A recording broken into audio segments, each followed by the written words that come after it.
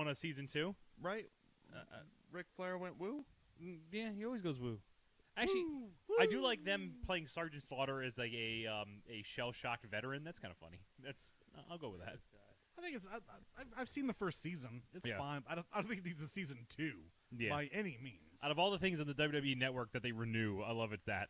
Where's Thunder? Yeah, more Thunder. We need more Thunder. They put heat on. Did you see that? Is all of Thunder not on there? No. It's up to 99, so it's not even like the dredges of Thunder. I'm just saying, make new Thunder. Oh, new Thunder, right. Bring Stevie Ray back. Yeah. That's fucking and have stupid. him fight, I don't know. Heath Slater. Heath Slater. Whoever the other guy is, the band leader with the 0-win record. Oh, yeah. Whoa. Oh. Hey now, guest star. A lot of people got 2 flowers. Yeah, that's cool. All right. I'm sure that won't come up on the podcast. I hope it does. Anything before we jump into the podcast here, boys? Punch it, Chewy. Yeah, let's go. I'm already ready to be done. I got a good feeling right. about Make this. this happen, Captain. Oh, I'm going boy. to go ahead and just lay into this one. Let me get my phone out here in case I need this one, No because one's coming up here, bud. it doesn't have the... No one's going to Here we invade go. your space. And away we go in... Hold on one second. 5. Wait, no, 4. no, we're not doing that. 8, 5. 9, 4. 3. Okay, we'll get it. 5, 4, 3. Steiner wins. Steiner wins. Oh, dear God. That was a great bit. That was just, I'm so dumb, man. In 5, 4. Hello, everybody, and welcome back to the WCWTF podcast. Tonight, we are back in Sturgis. We have taken the power of the Ascension's time machine and traveled back to Sturgis, South Dakota, August 14th, 1999, and we're here for the final WCW Road Wild, 1999. Man, see this... Go ahead. No. I was going to say I think just having the time machine here, it broke. Like, something happened with it, with the Sturgis crowd, so we're not ever going to come back here. So, we lost a piece, unfortunately. Gotta pop some snack pack lids on that. Yep. And then maybe we get one more out of it? No? No. All right. It's going to be Sin from now on. I think that that's true? I have no idea. Oh, Sin. Sounds about right. We get 2 sins? No, just one Sin. We get Then one. it wasn't this, right? No. All right. God knows what they start doing. Thank you. Hi. So, yes, back in Sturgis, gentlemen. I like this premise, but they've never executed it right. No. Never. Mm-mm. In what, 4 years? They've never done it well?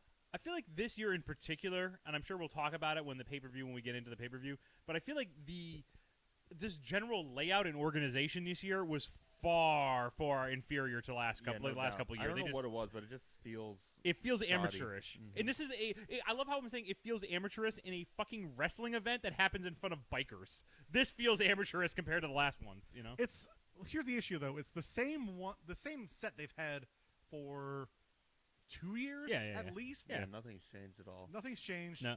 And as I'm going to get into very quickly, they just fire off pyro in the middle of the day. Mm-hmm. And it's so amateur. I mean, that WrestleMania that happened a couple years back, and I complained about this on the podcast before, where it was just like, like the Undertaker coming out in the middle of the day. Yeah. It's like, this is fucking... The Bray lame. Wyatt one was the one I always remember, where you're supposed to have like spookiness all around him, and yet he looked like he's under strobe lights, and not even a strobe light. He's just under like it's called a the sun. Yeah, Mark. right.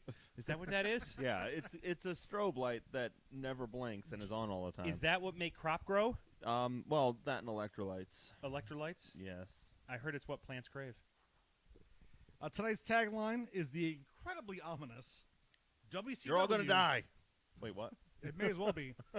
WCW hits the road. Oh. Oh.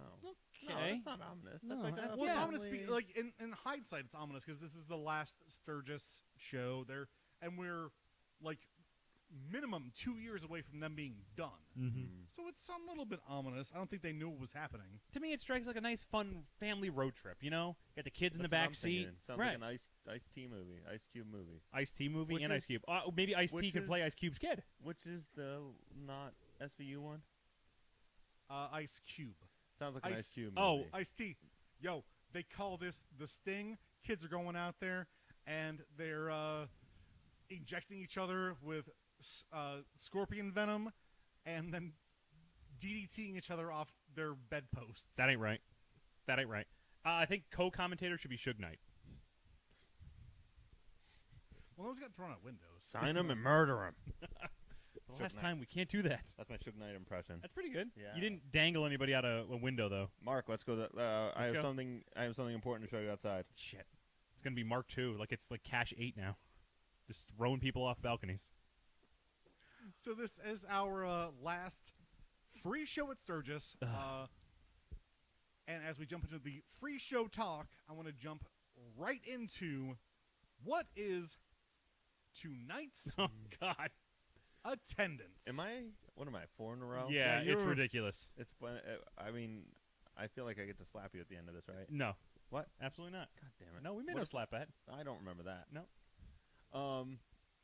Well, what is it? Actual, or what are they going to tell us it is? Right, because I know Well, what. first off, we know we tell them it is. Last Yeah. time they told us it was 300,000. And that's exactly what they say in this one too. It's over Yeah? three. Oh, It's yeah. over 300,000. awesome. Spoiler alert, it is not.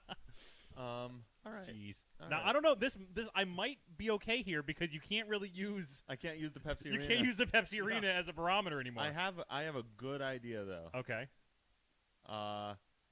6,320. I'm gonna go lower. I'm gonna say 3,480. All right, hold on. I got to do some math here. Oh. All right. You said 3,480. Yeah. The correct answer was 5,500. I win. You went over. That's not a rule. Yes, this is Price is Right rules. No, One, it no. has not 2, been. fuck you. Listen, 3, man. I win. Drew Carey's in the next room. Okay, he's gonna come out here, and you're not gonna get to play the game where you drop the puck thing. Okay. You're- no, You know Yes. what? All if right, Drew so- Carey comes out right now Yeah. and punches me in the face, Yeah. then you Then you win. win, Mark. Drew? Shit. I had one chance. So, He's very the shy. mumblings of Cleveland Rock starts in the bathroom. Oh, Tim Couch comes party out. pyro. Fuck.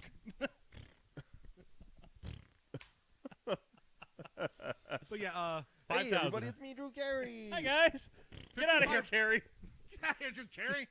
Hey, Drew Carey was at a Royal Rumble. Dude, he's a Hall of Famer. He's I a Hall of know. Famer. Yeah, that's crazy.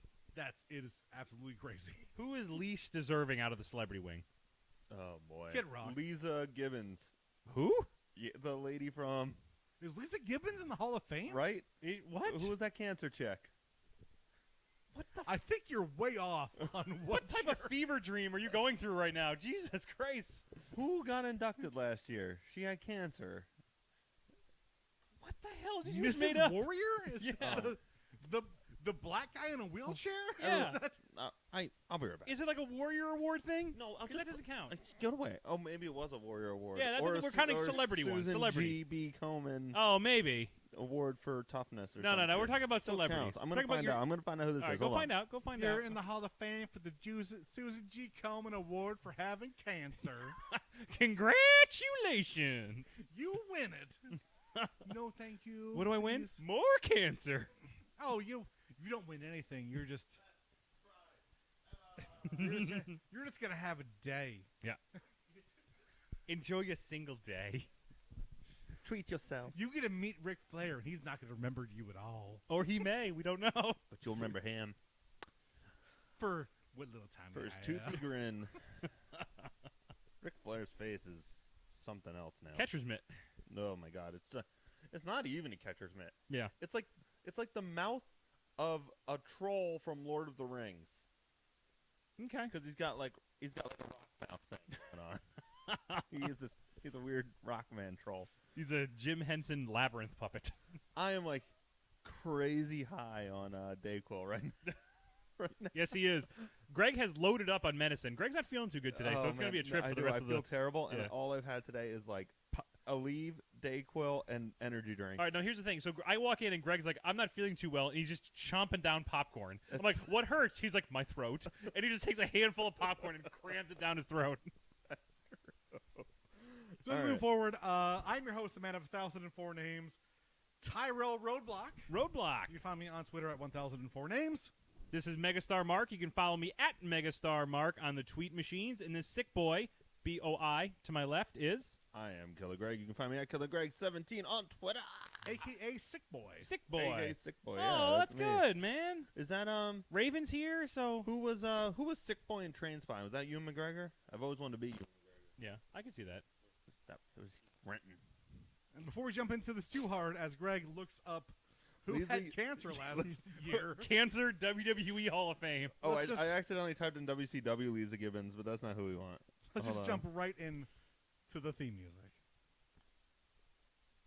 Ba-da-ba-ba-dow. Oh, were you doing the Price is Right music? No, this is for when I do the podcast. No, I know, but it sounded like you were doing the Price is Right because we were talking No. about... Was it No, it's an inverted thing. It's like I'm going to so tweet Drew Carey when I get home. Like, dear Carey. Mr. Carey, please guest star on our podcast. did you have a Junkyard Battle Royale trophy that you could bring to us that we could give to Chris Jericho? Question number 1. Do you have cancer? Greg Yo, thinks you I'm do. fucking mad that Fit Finley never got back to me. Like, what's Fit Finley doing that he can't... Dude. How many people are asking Fit Finley legitimate questions that he's too goddamn busy to answer mine? Okay, so follow up. Remember how we talked about in the last episode how everybody got hurt in that? Yep. He almost had to get his leg amputated. I found this out later. He got gouged in his leg, in his like calf, right? And it went all the way down. He almost lost the leg because of that fucking pay-per-view. Yeah, maybe he doesn't want to think about that one. Yeah, that might be why he hasn't gotten back to you. Come on, man. Have a fucking sense of humor. You're Fit fucking Finley. You don't want to man. talk about what happened when you almost lost your arm. Well, you know, that was traumatic, man. I understand. So we kick off the show tonight with a common main event recap. It's all just Hogan and Nash and Fart Rock and like, I'm gonna get you, Nash. That's what WCW does well, is I'm fart gonna- rock. I'm gonna fuck you up, Hogan. Oh, guess what? I'm 1989 Hogan now. Yeah, let's talk about that. He I'm is a little hype about that. no longer NWO Hulk Hogan. We are back to the red and yellow, my friends. Hulkamania running mild. I do want to talk about that. I do want to save it till later Oh yeah, of course. because that's We'll get to the when main event, yeah. But I yeah. think, that's a whole entire thing. Mm-hmm. What else is going on tonight? We've got pyro going off. Yeah. Nonstop saving Pilot Ryan. We get a helicopter shot right away. Man, did anybody else feel bad when they saw that poor pilot? We know what's going to happen to him. I mean, R.I.P. Because they just fire off pyro nonstop. You don't want to die in Sturgis. And the pyro means nothing. We're in Sturgis in the daytime, outdoor arena, not even arena, outdoor venue. And it's just like... Yep. And the smoke goes... just drifting away. Yeah, it's bad. Let's talk about the set here. Let's talk about, because we talked about this a little bit earlier before we went on the air, about how the set hasn't changed, right? We have actually not talked about the set in a while. Okay. Greg. I want to say something specific, though. Every year we've done this, it's been, like, in the background there's been fields, or there's been hills, or there's been, like, like wilderness. Here, in this pay-per-view, you get a hamburger stand. You get a fucking, like, Choco Banana stand. They're right in the middle of the fucking fairgrounds. It's so distracting. Not only are they in front of the fairgrounds, they're in front of a road. Like, cars keep driving by. They're going down the fucking entrance Right, ramp. right. Chris Benoit has been like, bam, bam. He's like, oh shit, nope. Oh, hey, sorry. There's a hamburger steak stand. Joan London got inducted into the Hall of Fame. The Ultimate Warrior Award going to the cancer chick. Ultimate Warrior's rolling over in his grave so hard. I know. He's fucking corkscrewing through the earth. Yeah, it's going to end up in China. Not the wrestler. Maybe they're both dead. Like the next day, though. Corpse corkscrewing into each other. Corpse fight. .com. like- Street Fighter 5, but it's just like, they just kind of edge towards each other, and then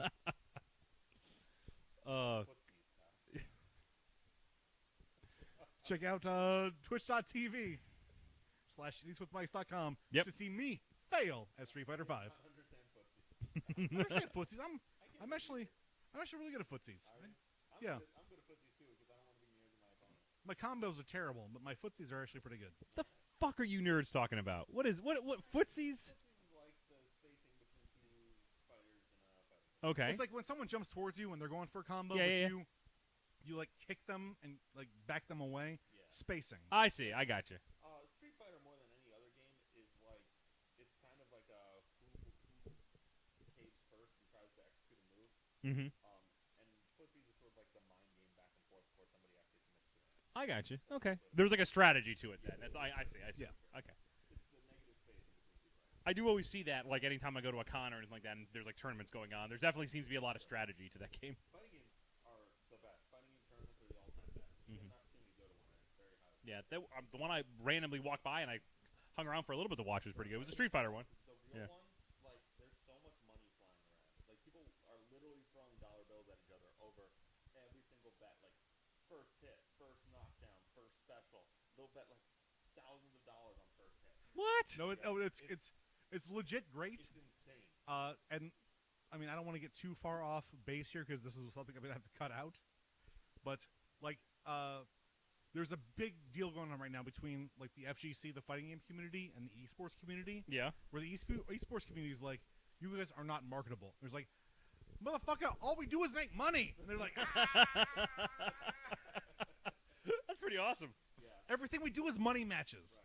And they're like, no, because you got to be marketable, and we need you to like every single time you log on, we need people watching you. We need like a ninja with Fortnite. And they're like, oh shit, oh no, we're doing this. Oh, Street Fighter 5, Dragon Ball Z. And they're basically like, fuck you, we don't want to be an esport. Yeah. That's an archaic term for pathetic people who want to be part of a thing. Right. They're like, we're our own thing. You don't want us, that we don't give a shit. We make all the money. There's something very respectable to that, though. If you No, already got your niche, why do you care? Yeah. That's Long before esports were on ESPN2, the fighting game community was throwing dollars around. Yeah. that's why I love the FGC. I play a lot of Street Fighter. I don't stream a lot of it, and I fuck up a ton.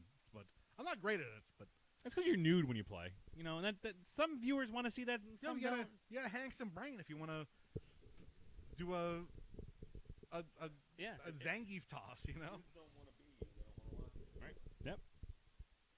Hey, so Ventura's wrestling.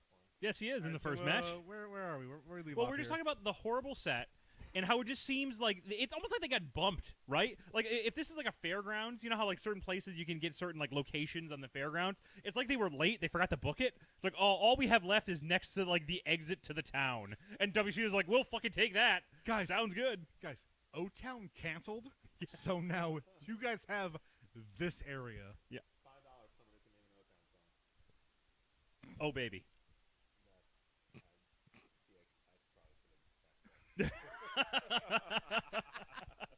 I know one. What is it? Liquid Dreams. Ah, That sounds disgusting. yeah. That's track 4. Exactly what you think it is. It's their single. Was it really? Yeah, there's like a video where they're like Terminator 2s all around. You are my liquid dreams. Bow, I bow. came in my sleep. All right, O-Town, I wrote you a sixth song. I wrote it for another group too. They didn't want it. It's verbatim. Yeah. I like. That'll They be- didn't want it, even though it's on the radio. That's. That'll be $25 Yep. on our Patreon. Oh, it's pretty Oh, cheap. Yeah. Yeah, that's right. I won. Die. Is your mic on? Is it? Uh-oh. It is. Is it not? Oh, wait a It minute. is now. It was on for sure. Now it's not. Now it's not. Now it's on? Hold up. Nope, that's me. I'm on. Uh-oh. What about now?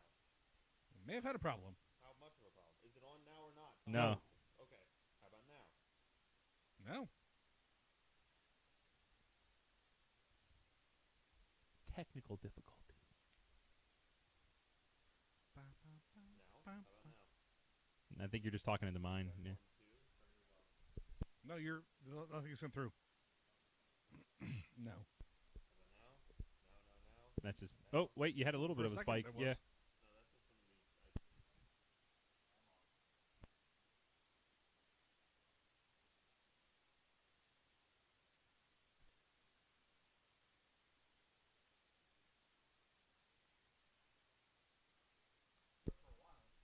Yeah. Ooh. Why you say goodbye?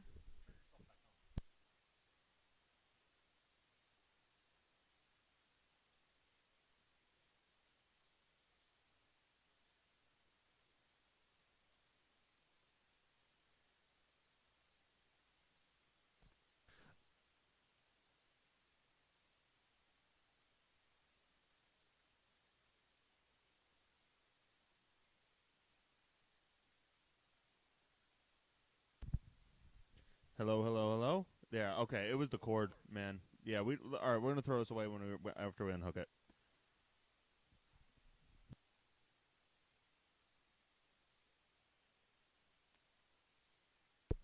Back in business.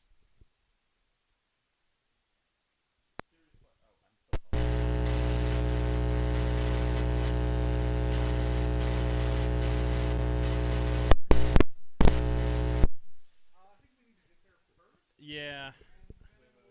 No, you listen. If somebody's paying us to do it, you should have the lyrics.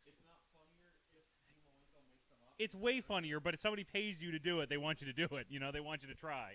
All right. I say you only Yeah. listen to it once, though, if it's something you're unfamiliar with, and just give it a go the second time. Somebody has to give us this money. I know. All right. Like I said, I know people who want to. I don't know why they haven't yet. How? Because he's a big baller in New York City, man. That's right. He's big money. Big baller, New York City, man, riding around. I don't have $50. Yeah. That's my big baller for New York City, man song. And that's That's why actually- Greg is pretty much our Elias. Yeah. I could only wish. I'm going to be a main eventer very soon. And then slap. Incoming. Honestly, I'm kind of relying back on my my bet on that one. I don't think he's going to make it that far. That's impossible. He's too fucking good. Well, He's he is. good. He deserves it. Right. But so But do you know a how lot of things people. go. But It does hurt him a little bit now that they're cross-brand pay-per-views all the time. Yeah. So how much did we miss? How much good stuff was not I think not we're recorded? okay. I think we can go back to at least a helicopter shot. What Ryan brothers in the helicopter this time? Dirk Ryan. Dirk Dirk Ryan. Ryan, you're our only hope to get this farty pyro to the pay-per-view event. A lot of explosives on this, Mr. Bischoff. Hey, why is Tom Hanks over there? Yeah. What's he doing? Hey, Tom Hanks, what are you doing over there? Nothing. Why's my mom here? Wait, is the mom dead too? No, the mom's alive. No, she's alive. Yeah. That's what She's it the one is. who like crippled, like she gets the news on her porch and then she cries. Right. You know. All right, let's just move on to we get Mikey, Bobby, and Tony doing their crazy biker cosplay. Oh my God! Every single time, it's the same costumes too. They don't even like. If No, you're gonna let's- do it the third year, gay it Even up, Try. right? Like Yeah. gay it up. Get some leather. Get some really cool. Like really showcase yourself. Show the acceptance of WCW, which is totally non-existent at this point. Yeah. I mean, that's not just WCW. No one was accepting them. No.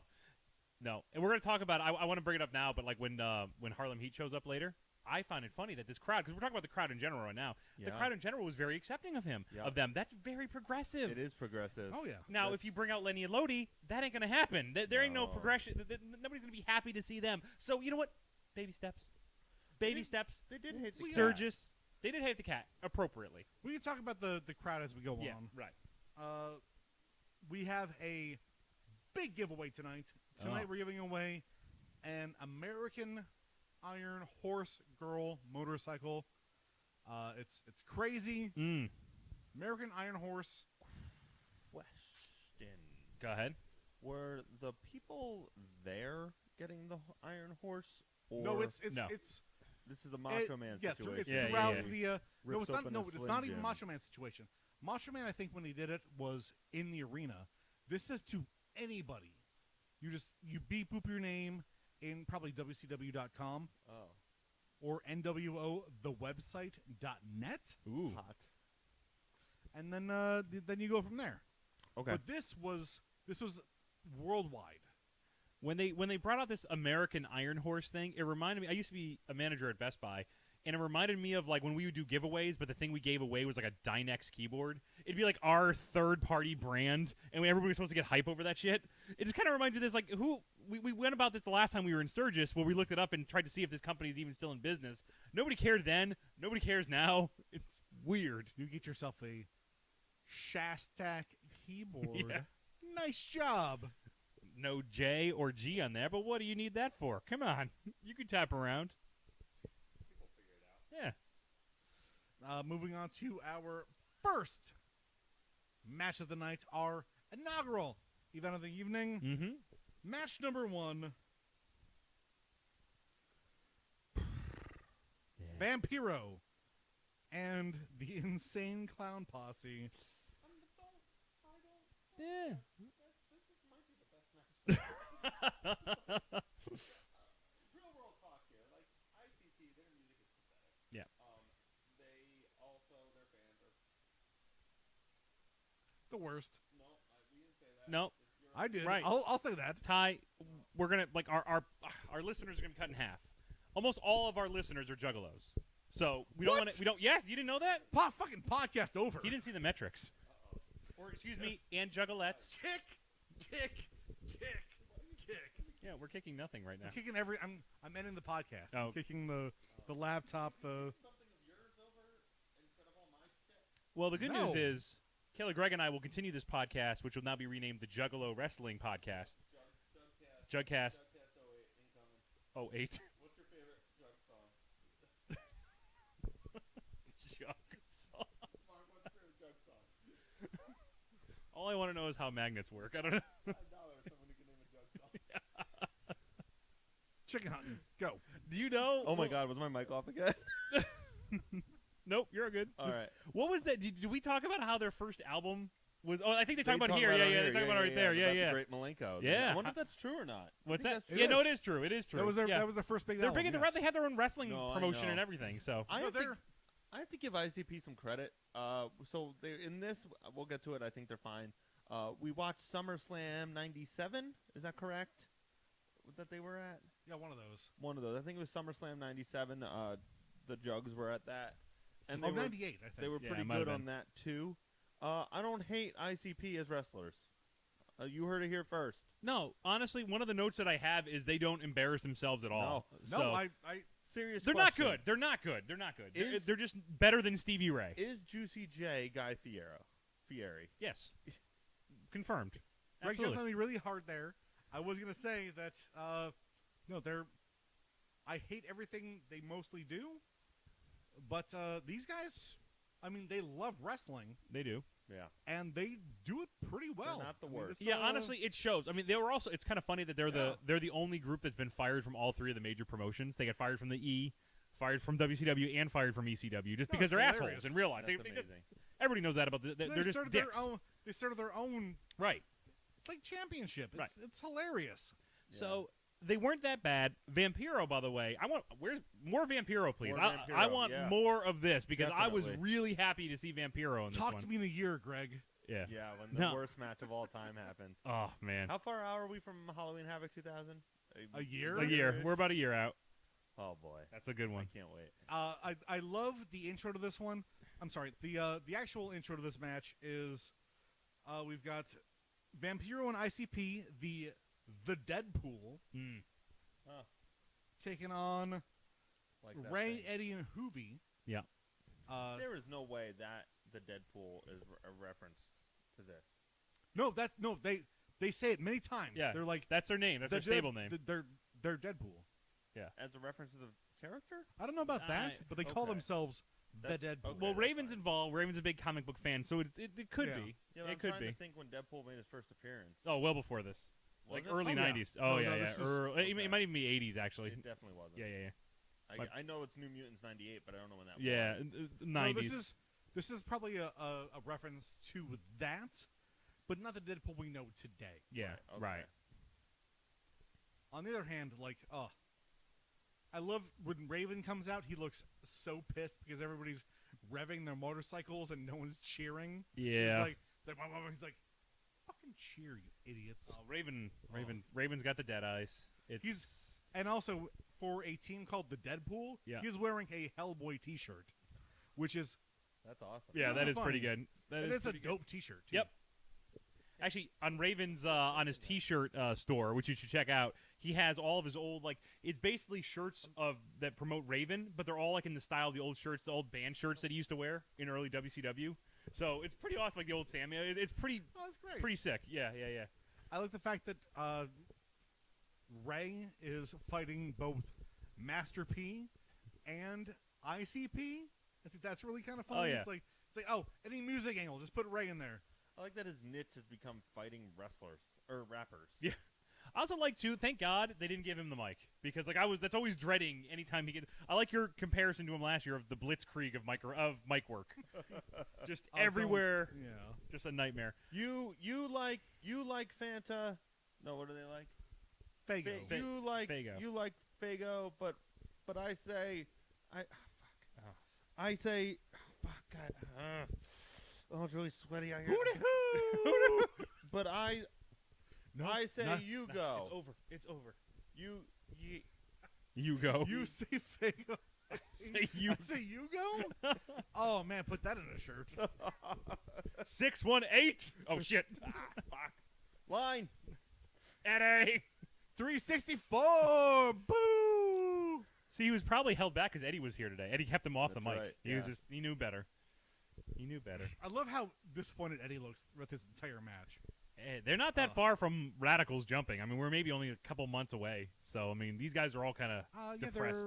they're like in the mid-2000s, I think, is when Yeah. that happens. But They're not happy. I And you mean, can see it here. this match. I mean, honestly, It was I don't know fun. how much you guys want to go into it, but it's pretty good. Yeah, it's fun. Like honestly, Vampiro really jumped out at me. He does that great nail in the coffin, which becomes his finisher. He does that on the outside. That looks sick. And then he hurls Ray, gets him up in a power bomb and chucks him halfway across the ring. Also really fun. Yeah.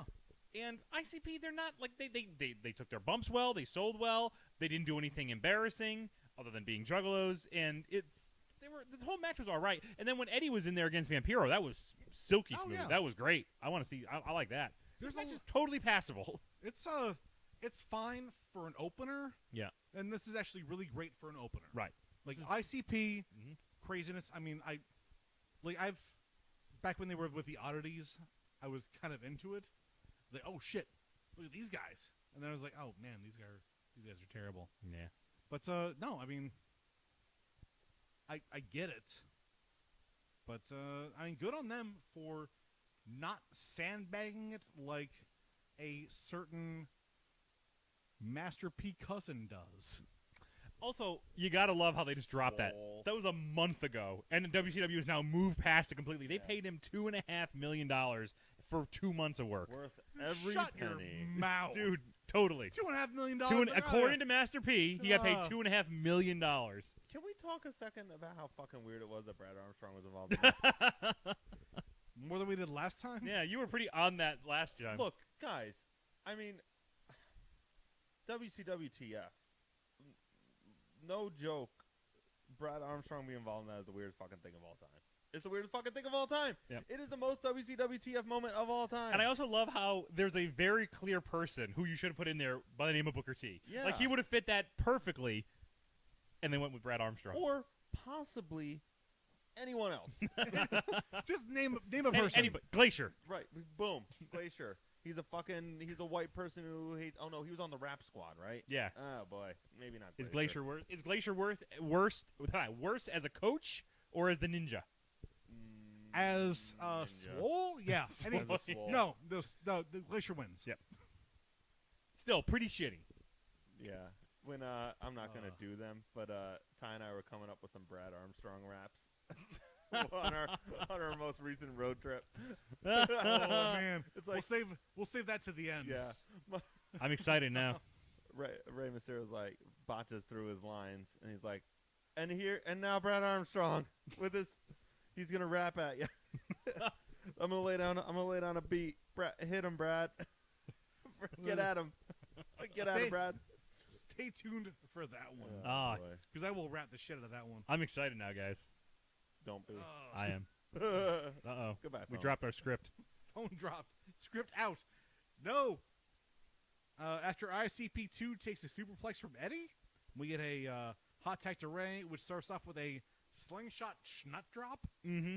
But that was great. Yeah. I mean, these guys. I mean, this match is pretty okay. There's nothing wrong with it, and it's a good way to, especially since you figure some of these bikers probably would know who ICP is. So this is fine. You think? I think so. Yeah, I think oh this yeah, is I think this so. is a weird time where ICP's kind of mainstream. Yeah, they would know who they That's are. True. I still don't think these people know who. I don't they think they're are, though. into It's it, but not I think that- they're like, aware. It seems like the right demographic, but it's not. Like their kids listen to it. Yeah, Yeah. they would at least be aware of it though, more I so feel like- than like I would say like if you're in Atlanta. Sure, but I feel like they're probably mad at ICP. It's like you're the reason my son's never going to get laid. Well, that's fine. They're supposed to be the heels. You are the reason I'm embarrassed of my son. Thank you, ICP. So the finish comes when a big brawl happens in the ring. Vampiro accidentally mule kicks ICP2, Shaggy 2 Dope? Guy Shaggy Fieri. too dope. Yeah. And then Hoovy hits a shooting star press from the top rope for the 3 at 12:22. Long match. Yeah. Way longer than it needs to be. Like, just give me, give these guys 8 minutes. That's fine. Mm-hmm. 12 minutes, too long. Although I will say no one disappointed anybody through this. I think that's okay. Yep. the hallmark of every great match. Nobody No one's disappointed disappointed. anybody. Yeah. There is something to talk about on this match, though. One last thing to finish up with. This, gentleman, is Raven's last appearance on our Fuck podcast. you. Oh. Later on this month, Shame. Bischoff holds a meeting and says, listen, guys, the WWE, we're going to get him back. We're going to come back. We're going to beat these guys. But if nobody believes it in this room right now, you stand up right now, and I will give you your release. One person stood up, Oh my God. and that was Raven. I And mean, Raven, kudos to him. And That's- then yeah, it's ballsy.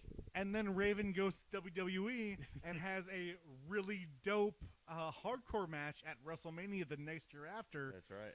Oh, yeah. All right, cool. Yep. Good for him. So Raven splits.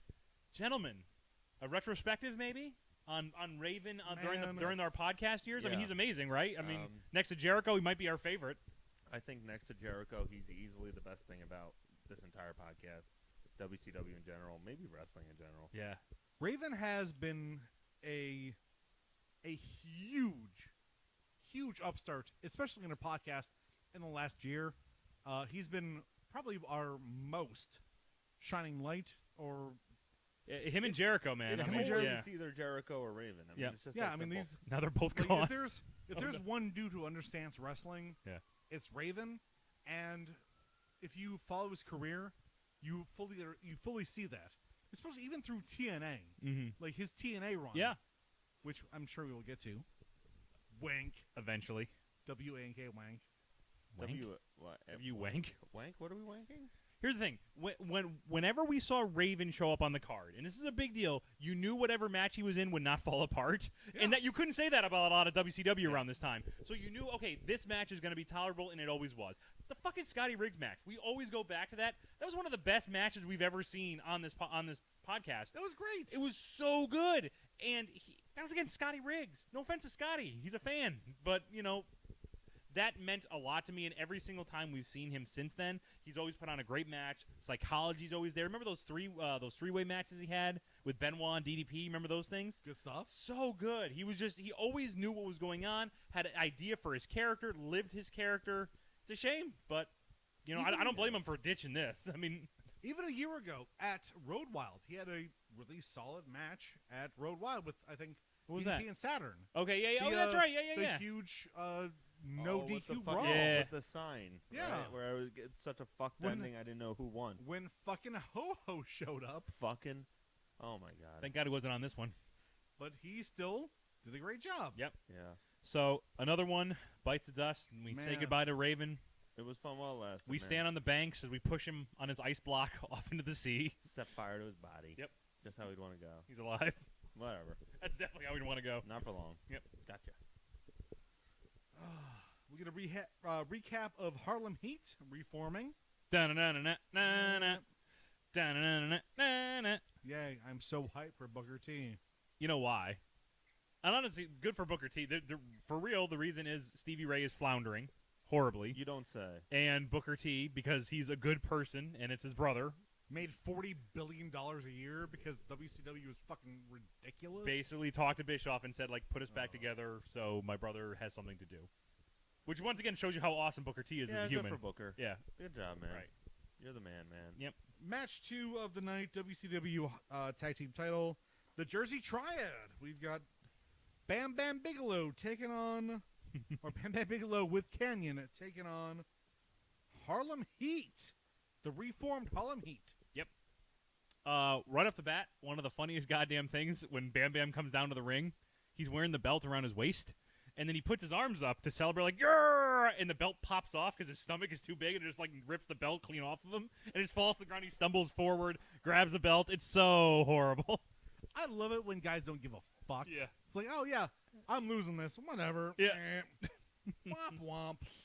So, but man, we love the Triad. They're a lot of fun. No, I have become a really big Jersey Triad fan. Yeah, they I were think- great.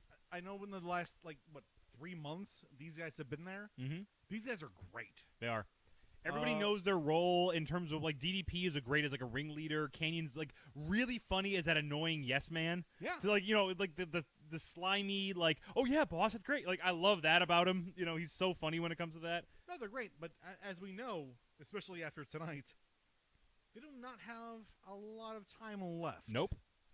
No, in fact, I don't even remember Bam Bam lasting that much past this No, point. I think we're almost, right at the end Yeah. here. But these guys have such a great thing going in. I want more of it, and we're not going to get it. So, No. womp womp. Kind of impressed by how the fans are pretty solidly behind Harlem Heat in this one. You know, considering we've seen this Sturgis crowd go the opposite way very violently in the first one that we ever covered. This crowd generally seems more informed to me. In the past, it's just been like, I know this person, therefore I root for this person. This time, it definitely seemed a little more in line with, Yeah. like, these are the good guys, I'm going to root for them. This is the bad guys, I'm going to root for them. That's a good point. I never actually thought about that, but this definitely seems like a more with it crowd. Yeah. I mean, Yeah. look, I know that they don't beat Raw anymore, but wrestling is still hugely popular. at Oh, this yeah, time, 99. you know, They're like- on TV Guide covers and everything. They're all over the place. So, like, this more than ever, this is when people are going to know them. Yep. Rap is crap. Sorry. We're not there yet. What's going on right now? Emotionally, I am. Right now, we're going to beat this one really quick because I don't give a fuck about this. There wasn't much to say. I mean, There's not. No. Stevie Ray does the lion's share of the offense, and he sucks at it. Whenever Booker gets tagged in, he's dope as fuck. Yep. He looks awesome. He's athletic. He's leaping over dudes. He's like fucking Superman. You Yep. might compared call to him talented.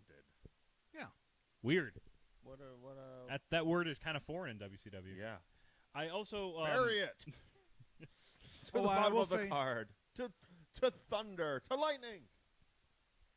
Canyon grabs the mic at the beginning of this match and says, "From the looks of you rednecks, you can't afford cable TV.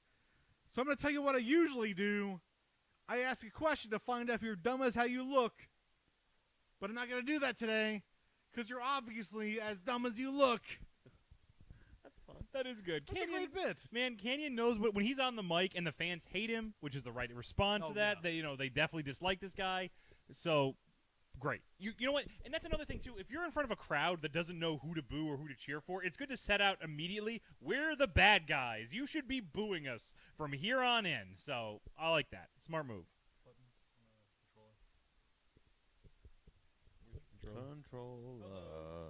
Controller. Don't hit any buttons. Don't hit any buttons. Don't hit any buttons. I just hit a button. Oh, you got that one's there? All right. Never mind. Yeah, but I mean, this match is for the second tag match of the night. It's Yeah. fine. Sure love tag matches, huh? Yep. Gotta run with that to start it off. You got to get them all in, man. Yeah, everybody's gotta get your shit in. This is like their WrestleMania. Mhm. Certainly not Starrcade, because the Starrcade is like 2 CRTs and some carpet. I'm talking about production values Oh, I here. got you now. Okay, that's right. You see? So how could you tell it's their WrestleMania? They have a glitter curtain. That'd be us, actually. That'd help, actually, if they had a glitter curtain. A glurton. A glurton. Sounds like a disease. or a Pokemon. Glurton, Glurton. Oh, I like that. That's a fun joke. You're welcome. Somebody draw us a Glurton. No one draws his Glurton. Get on that internet. Draw I us do not. many Glurtons. I'm gonna get my fucking I demand a Glurton. inbox flooded with Glurtons. I don't want that. Yeah, we do. Ty, if we are so blessed as to have our inboxes flooded with Glurtons, Yeah. I'm content. Like, we've made it. Also, just to let everybody know, Glurton does involve a lot of male nudity. It's a very Right. very risque Pokemon. They're like an execute. There's not one Glurton. There are Many. several Glurtons Many Glurtons. A lot of dangling Glurtons. interlocked. So send them to Ty's inbox. Yep. So make Yeah. sure you get your interlocked Glurtons. Right. Don't put any censorship on your like thumbnail previews Right. too. Like let them see it. But surprise them. Right. So, like, name it something totally normal, like overdue bills. Right. Oh, no, he won't open that. No. Free Free. boobies. Yeah. And then, but then he'll open it, and it'll secretly be Glurtons.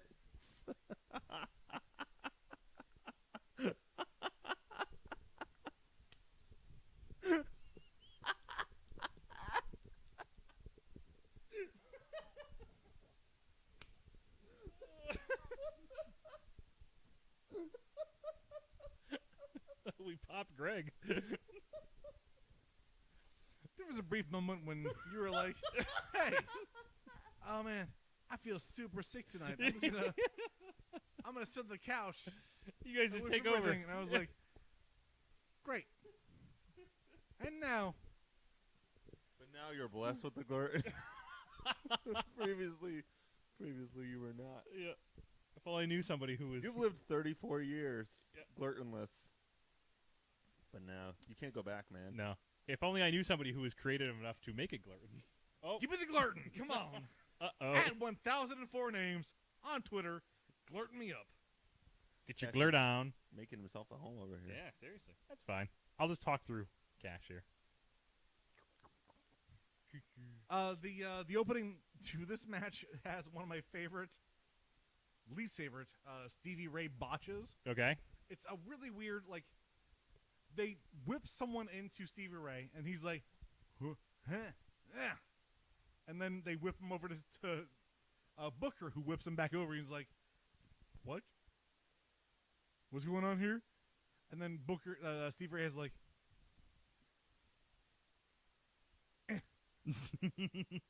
it's the most Stevie Ray opening to a match I think ever. He is just such a dog shit. He is Yeah. so bad.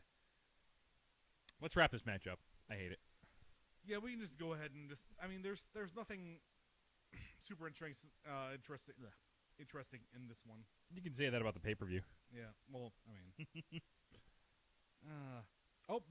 There are a few interesting things I want to talk about. Okay. Bobby says,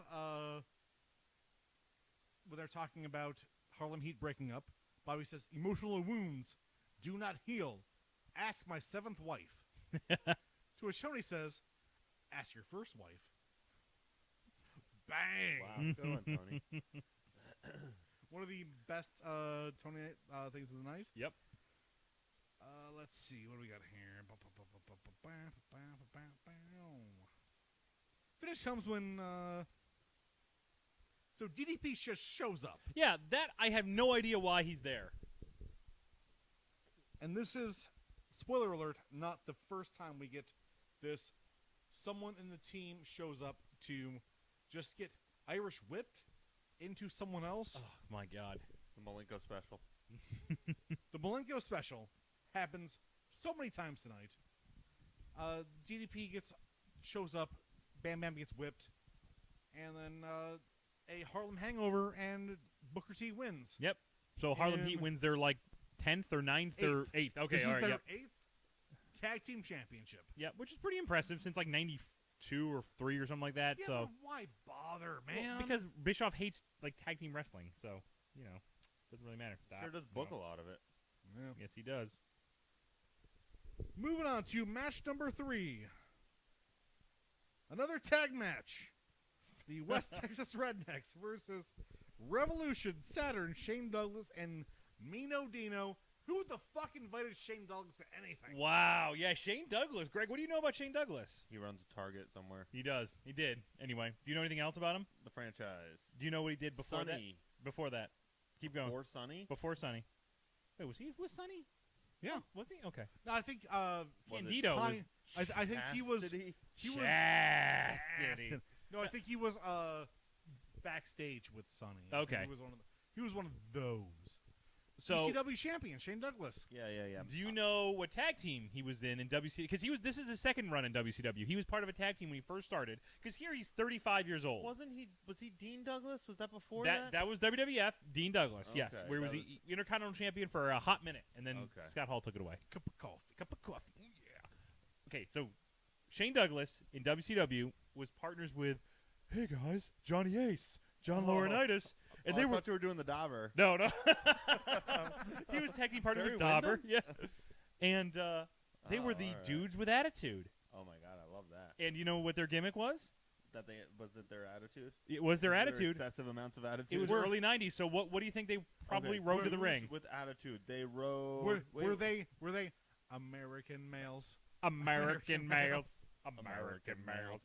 Okay, So, early '90s. First my- off, tell me their color scheme. What do you think? Oh, it was pink. Oh, you're, Right, hot pink. Yeah, got it. Uh, No, you're not even. Not, you got it. Yep. It was hot pink. Yep. What did they ride To the ring. to the ring? What So, did, like, or what did they carry to the ring? Oh, well, my gut says skateboards, but I think that's too cool. Nope. I'm going to say inline skates tied together over their shoulders. I wish it was skateboards. Now, did either of them ever ride their skateboards? John Laurinaitis riding a skateboard has got to be the most foreign thing in the world. The man can barely walk. He's So- wrathing about. How get Wrath on a skateboard? Oh my God, that's money. License to print money. Is Wrath dead? Loser, skateboarder, skateboarder, skateboarder. This is my John Cena impression. That was perfect. That's pretty good. Oh, 'Cause he It- did the boy, I'm loser. So glad you told me what you were doing. Because I'm gonna- otherwise, I found out recently that you're not supposed to stick somebody's wallet in their mouth when they're having a seizure. What? Yeah. Huh? It's Where did you song, learn right? that from? What? Why were you looking Ed that told, up? Or? Ed told me that. Okay. Wait, I don't even. Wait, I've never even heard that you're supposed to stick somebody's wallet in their mouth. Yo, They what don't if- follow their tongue? What if Ed's just Ah. trying to rob people's wallets? Yeah. Oh. Or what if he's just hoping you have a seizure? Now that's a ruse I can get behind. Yeah. This is a You long just- con you by just Ed. follow people with epilepsy and hope you can rob them. Just take care of your own strobe lights. I guess you can just rob people. You don't necessarily have to wait for them to have a Cut out the seizure. middleman, Greg. Yeah. You're doing too much. Yeah, great. Just start robbing people. You just showed him like strobe lights. I'm Just like Caesar fishing. Yeah. I gotcha. Anything? Anything? No. No. No. Hey man, you been driving lately? Heard you got a seizure. No? All right, give me your money. Oh, this is way easier. Yeah. Oh shit! I don't have to wait for nothing. Look how rich I am. So yes, that was Shane Douglas's first gimmick, was the dudes with attitude. Also, was in the same training group as Mick Foley when they first broke into the business. Was in the same Two training class. world-class talents. Yep. Well, one of them is. I never hated Shane Douglas, but I don't know too much about him. Yeah. I've seen like a lot of ECW stuff, or I've seen some ECW stuff. He was fine in that. He looks really overweight here, Yeah, but he was never like fit. no, he's like rectangle shaped here. He's Yeah. strangely, he's actually fine. Even this in late WCW, he does some stupid shit. His ECW stuff was great, but at this point, it's kind of past him. He's 35 here, which back then was that was ancient. 35 years old back here. Yeah. Now it's just like, oh, you're just getting started. It's just so funny to see ECW champs, like main eventers. Like Yeah, Right. the ECW Right. champion. the Right, guy who like- started like the whole this is- ECW This is world. ECW's Hulk Hogan, Yeah. and he's one of 6 I'm in the I'm gonna third match of a night. gonna Yeah. fight Barry Windham in a 6-man tag at Sturgis. Gee, Shane, hope you don't go too hard on me. It is a bit of a bummer, but Yeah. Side note, Which one's Bobby Duncombe? And The which- one, that the one one. who's in the ring, the shirtless one, is Bobby Duncombe. Now here's Barry I Windham. have some terrible news, guys. Okay. I think I like Bobby Duncombe Jr. no, No, dude, the I West went- Texas Rednecks are great. I went on a rant when we first showed up against fucking Chris Jericho, but Yeah. man, I'm a fan now. Look, I mean, don't get me wrong. My problem with this match is that all 3 of the West Texas Rednecks, or all 4 of them, look identical. You know, Yeah. like I can tell Mr. Perfect because he's Mr. Perfect, but the other 3 are all the same person to me. But I like this look. Mm-hmm. It is cool. It is the perfect gimmick for them. They look like 4 dudes in a bar that you like run out of gas in the middle of Texas, and you're like, okay, honey, we're gonna go into this bar. Yep. Okay, I'm gonna ask to use the phone because our cell phones are dead because we're in fucking Texas. Don't look any of them in the eye, please. Look, I know Hillary just lost. Just please, for the love of Christ, just for 30 seconds, don't mention it. Okay. So this is like we're talking like a weird movie. One of them What talking. Some kind of picture book. We got, That is, like a you go to a theater to see. You know what the movie I'm talking about. I hear they have sound now. The book talks to you What? in a theater. What? With other people? What? What if I want to start jerking off? What do I do? Just do it. You don't. Just do You it. don't. You just find. I sure do love Texas. You don't jerk off. You just find the news Hillary supporter, and then just use that. Yeah. That is the joke I'm going for. You nailed it. Catch it. Hey. Catch. No, we got a thing going on here. Knock yourself. Someone voted for Trump. It was Cash. I named him after money. He's like, that man knows He's money. got to, right? That man knows money, Right. just like me. Cash, straight money. Anyway, the Dauber wants to beat up liberal ladies. That's the joke I'm making. That's good. No, it's. I mean, that's not wrong. You made a very Dauber's very astute- conservative. We know this. astute joke.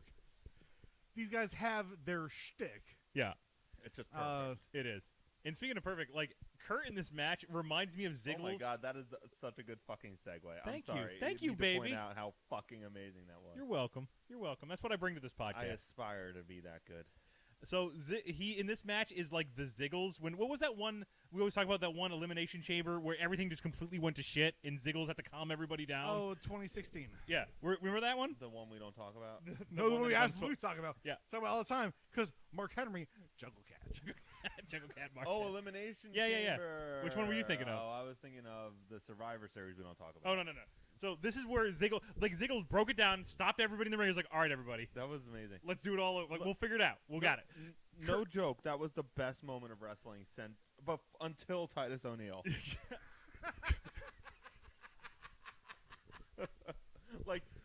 like Jungle Cat Mark Henry, and when Ziggles just stands in the middle of the ring and says, "Stop, Everybody, everybody, calm stop! the fuck down. You do that. Yeah. You do that. Okay, wrestle. Yeah. Hey, Wrestle. Dolph. I'm going to go up this way. All right, break. Okay, 6 professionals in the main event. Let me explain to you what's going to happen here, since you all obviously are too dumb to figure it out on your own. Main eventers. Mark Henry goes back into his pod. No, Mark. No, Mark, no. No, the cat is out of the bag. You fucking stay here and wrestle. The cat's like, oh, shit. Climb. Climb. I'm here. That elimination chamber was so bad. They canceled elimination I chamber. know. And then when it came back, it was a new elimination chamber. They burned it to the ground. Not the worst call they ever made. No, absolutely not. No. But okay, so here's the thing: like Ziggles in that one, the way he controlled that is how Kurt Hennig controlled this match. Yeah. Where he was basically like, everybody settle the fuck down. It's like you go in there and you're gonna fight Dean, and then Dean like wandered in. He's like, all right, good. Dean tag out. Like you could just tell he was maneuvering everybody around. It's actually pretty fun to watch. So. Once again, we talk about it. Grats to Kurt Hennig for keeping a match together when it could have easily fallen apart. No, this match was actually pretty good. It was for good. What it Yeah, is, it's totally fine. Were Dean Malenko and Kurt Hennig like contemporaries, or would Hennig have some authority over Malenko? Does that make sense? No, they were pretty much contemporaries, I would imagine. Okay. Yeah. So like they came up around the same. Well, time. yeah, like sophomores and juniors. yeah, Malenko Alright. was in Japan for a while. He wasn't in the Yeah. American sport, but he was been wrestling not as long, but pretty close. Malenko makes a lot of sense in Japan. Of course he does. It's I'm- perfect there. So like, my gut says do a super racist accent right now. Mhm. But I'm gonna go with my better judgment and say no. But just imagine that a joke is being made right now where like Japanese people are super into Malenko. So you're slightly offensive. Nope. Nope. They just really like his demeanor. So that Let's was just with go with Gregor's that. coffee instead of liquor. Yeah. Yeah, Man, if there was any sort of booze in there. one more cup Right. and the accent comes out. His fingers would be going toward his eyes. We have to slap him away. Like, don't. Don't. Well, truthfully, man. it's because I can't do a Japanese accent. So the finish comes when, within a brawl where Wyndham hits Malenko with a cowbell, and Douglas hoofs him outside. Saturn DVDs Hennig for the 3 at 10:57, which is probably 10 minutes shorter than we talked about it. Yeah. No, that was it's actually a fine time. Yeah, there she is. There she is. Oh, There she whoa, is. Look Yep. at them Yep. titties. Yep. Everyone, look at them titties. So for the longest time before this, I was telling the guys that there's a woman who haunts my dreams when I watch this, and I'm glad you guys get to see her. Ouch. Haunts you as in one day you're gonna find her. I already did. Whoa! We're married now. Congratulations. Thank you. So I after should've those told you three- guys. Your After- fiance's gonna be You're gonna be pissed. super pissed. After those 3 matches, I really want a nice, easy, fun singles match. Oh, fuck! Let me tell you what I find the most interesting about this match. Was it that everything sucks and we can move on? the cat? Oh, Mark's dead. The cat is wearing Confederate flag gloves. Oh my god. That's only part of it. Yeah. Wait, who is the hero here? Yeah, so before we watched this, I actually posted that picture on Crowds of WCW. I got more responses on that than I did a lot of other pictures. Oh, I People were like, didn't see that. "What the? Why is he wearing Confederate?" Like other people were just as shocked as I was, at seeing this. But Were people not outraged by that then? I don't know. I mean, I know like people were not nearly as woke then, but It's part of a thing, I think. But at the same time, it's like, well, he's wearing the do-rag. He's got the vest on. He's wearing the. But Maybe that's here's the not right, problem. but All right, so like Buff's the hero here. Yep. All right, you guys, if people watching the Twitch can see it in the bottom right corner there, or maybe I don't know, whatever. Buff's the hero here, but like, the cat comes out and he's like jiving to music that these people probably kind of enjoy, and he's wearing the Confederate flag gloves, which I think is something in line. I don't think these spiritually people with enjoy this people. music at all. You don't think they like James Brown? I know I know it's a little dark for their taste, but like, No, they don't like James No, Brown. this is not a jazz. This ain't like- Travis Tripp. Yeah. That's who they're into. Like, you're doing country or like Megadeth. This is their crew. Yeah, that's true. But this Slayer. is not their I crew. just assume everyone loves James Brown because he's a national Everybody treasure. kind of likes it, but You this know, is not I like once- they're like, ooh I boy. once told James Brown that he couldn't park somewhere. They're not like, ooh boy, James Brown. Really? Yep. Where was he? He was trying to park somewhere that he wasn't allowed to, so I You- said, "I'm sorry, you can't park there." In front of your house? No, No, that's a shame. no. It was at a. This is a super weird story. I'm gonna tell you real short. I was working security at a hippie festival with a bunch of bikers, and James Brown tried to park there, and I said, "I'm sorry, Mr. Brown, you can't park there," and then he didn't. Wow. And that's the short version of that story. I was working with a guy named Chainsaw. That's the Who- long version of the story. Chainsaw had there. It was like a neutral biker ground. It Okay. was like Oh, rival okay. bikers. Yeah, yeah, yeah. Bikers could hang out in this place. It was okay, right. So it's like when the Crips and the Bloods can get together? Yes. Right. It was, but like I don't know, white people version. Mhm. But like they had to wear patches over their patches so that people couldn't tell Right. what biker gang. So I you were can't in. get offended just by what you're Right. wearing. Right. Right. It was very strange. It was like this weird truce all weekend where like, see that guy? I stabbed his brother. And I'm like, oh shit, Chainsaw, he's coming over here. It's like, no, it's okay, man. I guess- We're on neutral ground. I guess I'll be the one to take his car over. Yeah. Weird thing is that was James Brown telling you that. I got- Stab I- that guy. Stab that You guy. see James I got- Brown? I stabbed his brother. I got this one, Chains Brown.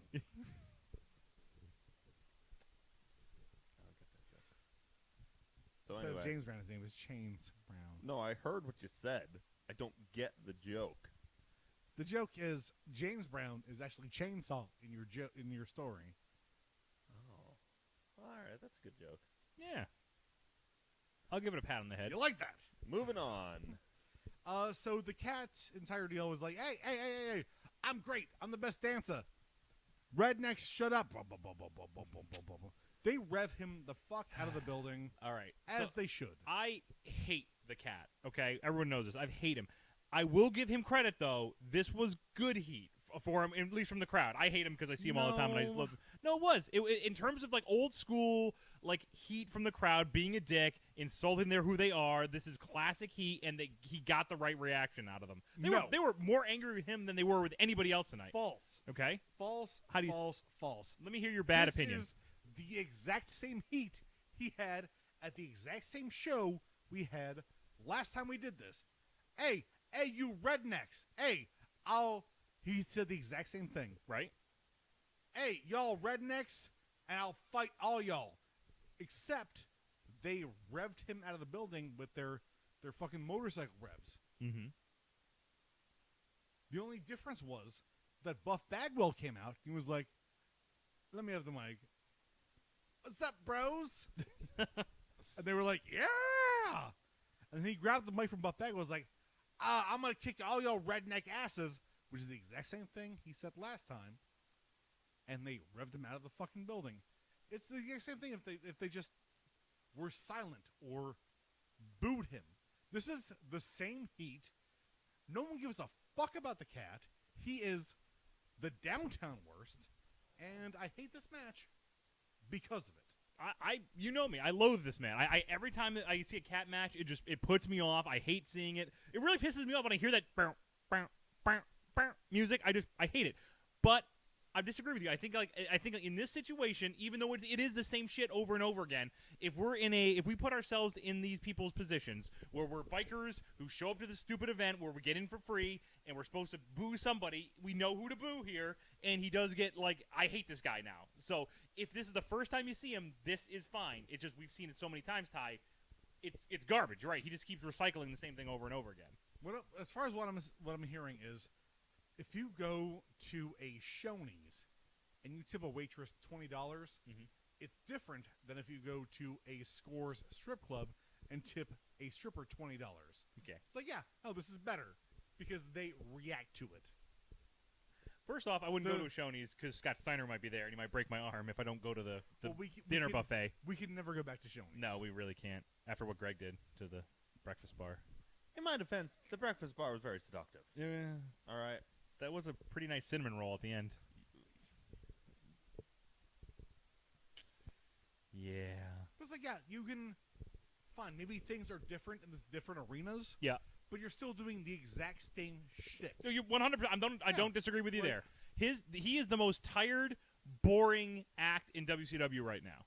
I don't give a shit if he has Confederate flag gloves on. Yeah. Now It's- he's still the worst, double the worst at this moment. Yeah, he is god awful. But yeah, I mean, Can we talk about how? Okay, I want to talk about Buff. Can we talk about Buff? Sure. Let's talk about Buff. Buff, the entire time, the announcers are like, Buff only needs that one match. That one match that one match to he's get so, him into the mega stardom. He's so close to being the best. Right. He's so close to being like, he's never had that one match. He never fought Roddy Piper. Yeah. A month ago. Right. He never fought anybody big, but he is just on the cusp of stardom. He only needs one match against the Cat to become a world title contender. If he beats the Cat Yeah. tonight, he will possibly face a Hogan? Yeah, maybe. Possibly a Nash? You know what? He's never been in part of the NWO. Yeah. He's never been anything. Is the NWO done now for real? Yeah, it's done at this point. Yeah. Not for long though. But he, one thing I will say is, if he can beat the Cat tonight, Ty, maybe Steve Austin comes over, and tries to, here, I got the belt. If you're the best in the world, you got to fight me. You beat the Cat. You beat the fucking Cat. He had Confederate gloves on and red shoes on, and Sonny Ono had a vest on the outside with no shirt on underneath. I mean, this guy is top of the line. Fuck you. What type of crazy shit is that where I'm supposed to believe that this is anything more than just filler, What if Buff Bagwell gets choked by Sonny Ono for 30 Oh my seconds God. on the outside of the ring and then beats him in a goddamn roll-up? Yeah. is he gonna be fucking elevated? Suck a dick. Shut up. Fuck you. Greg, you got anything for this match? No. Let's move on. Moving on. I would love to. I'm sorry. Like, I mean, I said this even before we came on. Like, I watched this pay-per-view recently, and I actually gave it a decent amount of attention, more than I normally do. Mistakes. I don't know what it is, guys, and I'm sorry. Like, I genuinely make an effort for this podcast, and I know I'm not feeling well tonight, and I've been a little weird, but like, I don't remember any of these pay-per-views. I watched this 2 days ago, and I don't remember anything from it. You know, And this has been happening for the last like 4 or 5 pay-per-views. There was just absolutely nothing memorable about. I'm gonna tell you right now, Greg. It's not a problem. I watched this legit today. My animals, my dog and my cat, woke me up at 5:30 this morning. I started watching this 6:15. I am still having to check my notes to find stuff that happened. This is forgettable as far as finishes and stuff goes. There's a few fun things in here, but this is not something you need to remember. No, It's terrible. This has been a string of them all in a row, and it's why on our Twitter feed we had a nice conversation with somebody who was saying, "Why are you guys pimping out like Vince Russo?" We posted a picture of Vince Russo, and I thought I commented how funny it was and how entertaining it was, and they're like, "Vince Russo, really? Like he killed WCW?" I'm like, you can say whatever you want. You can say whatever you want about Vince Russo's writing style.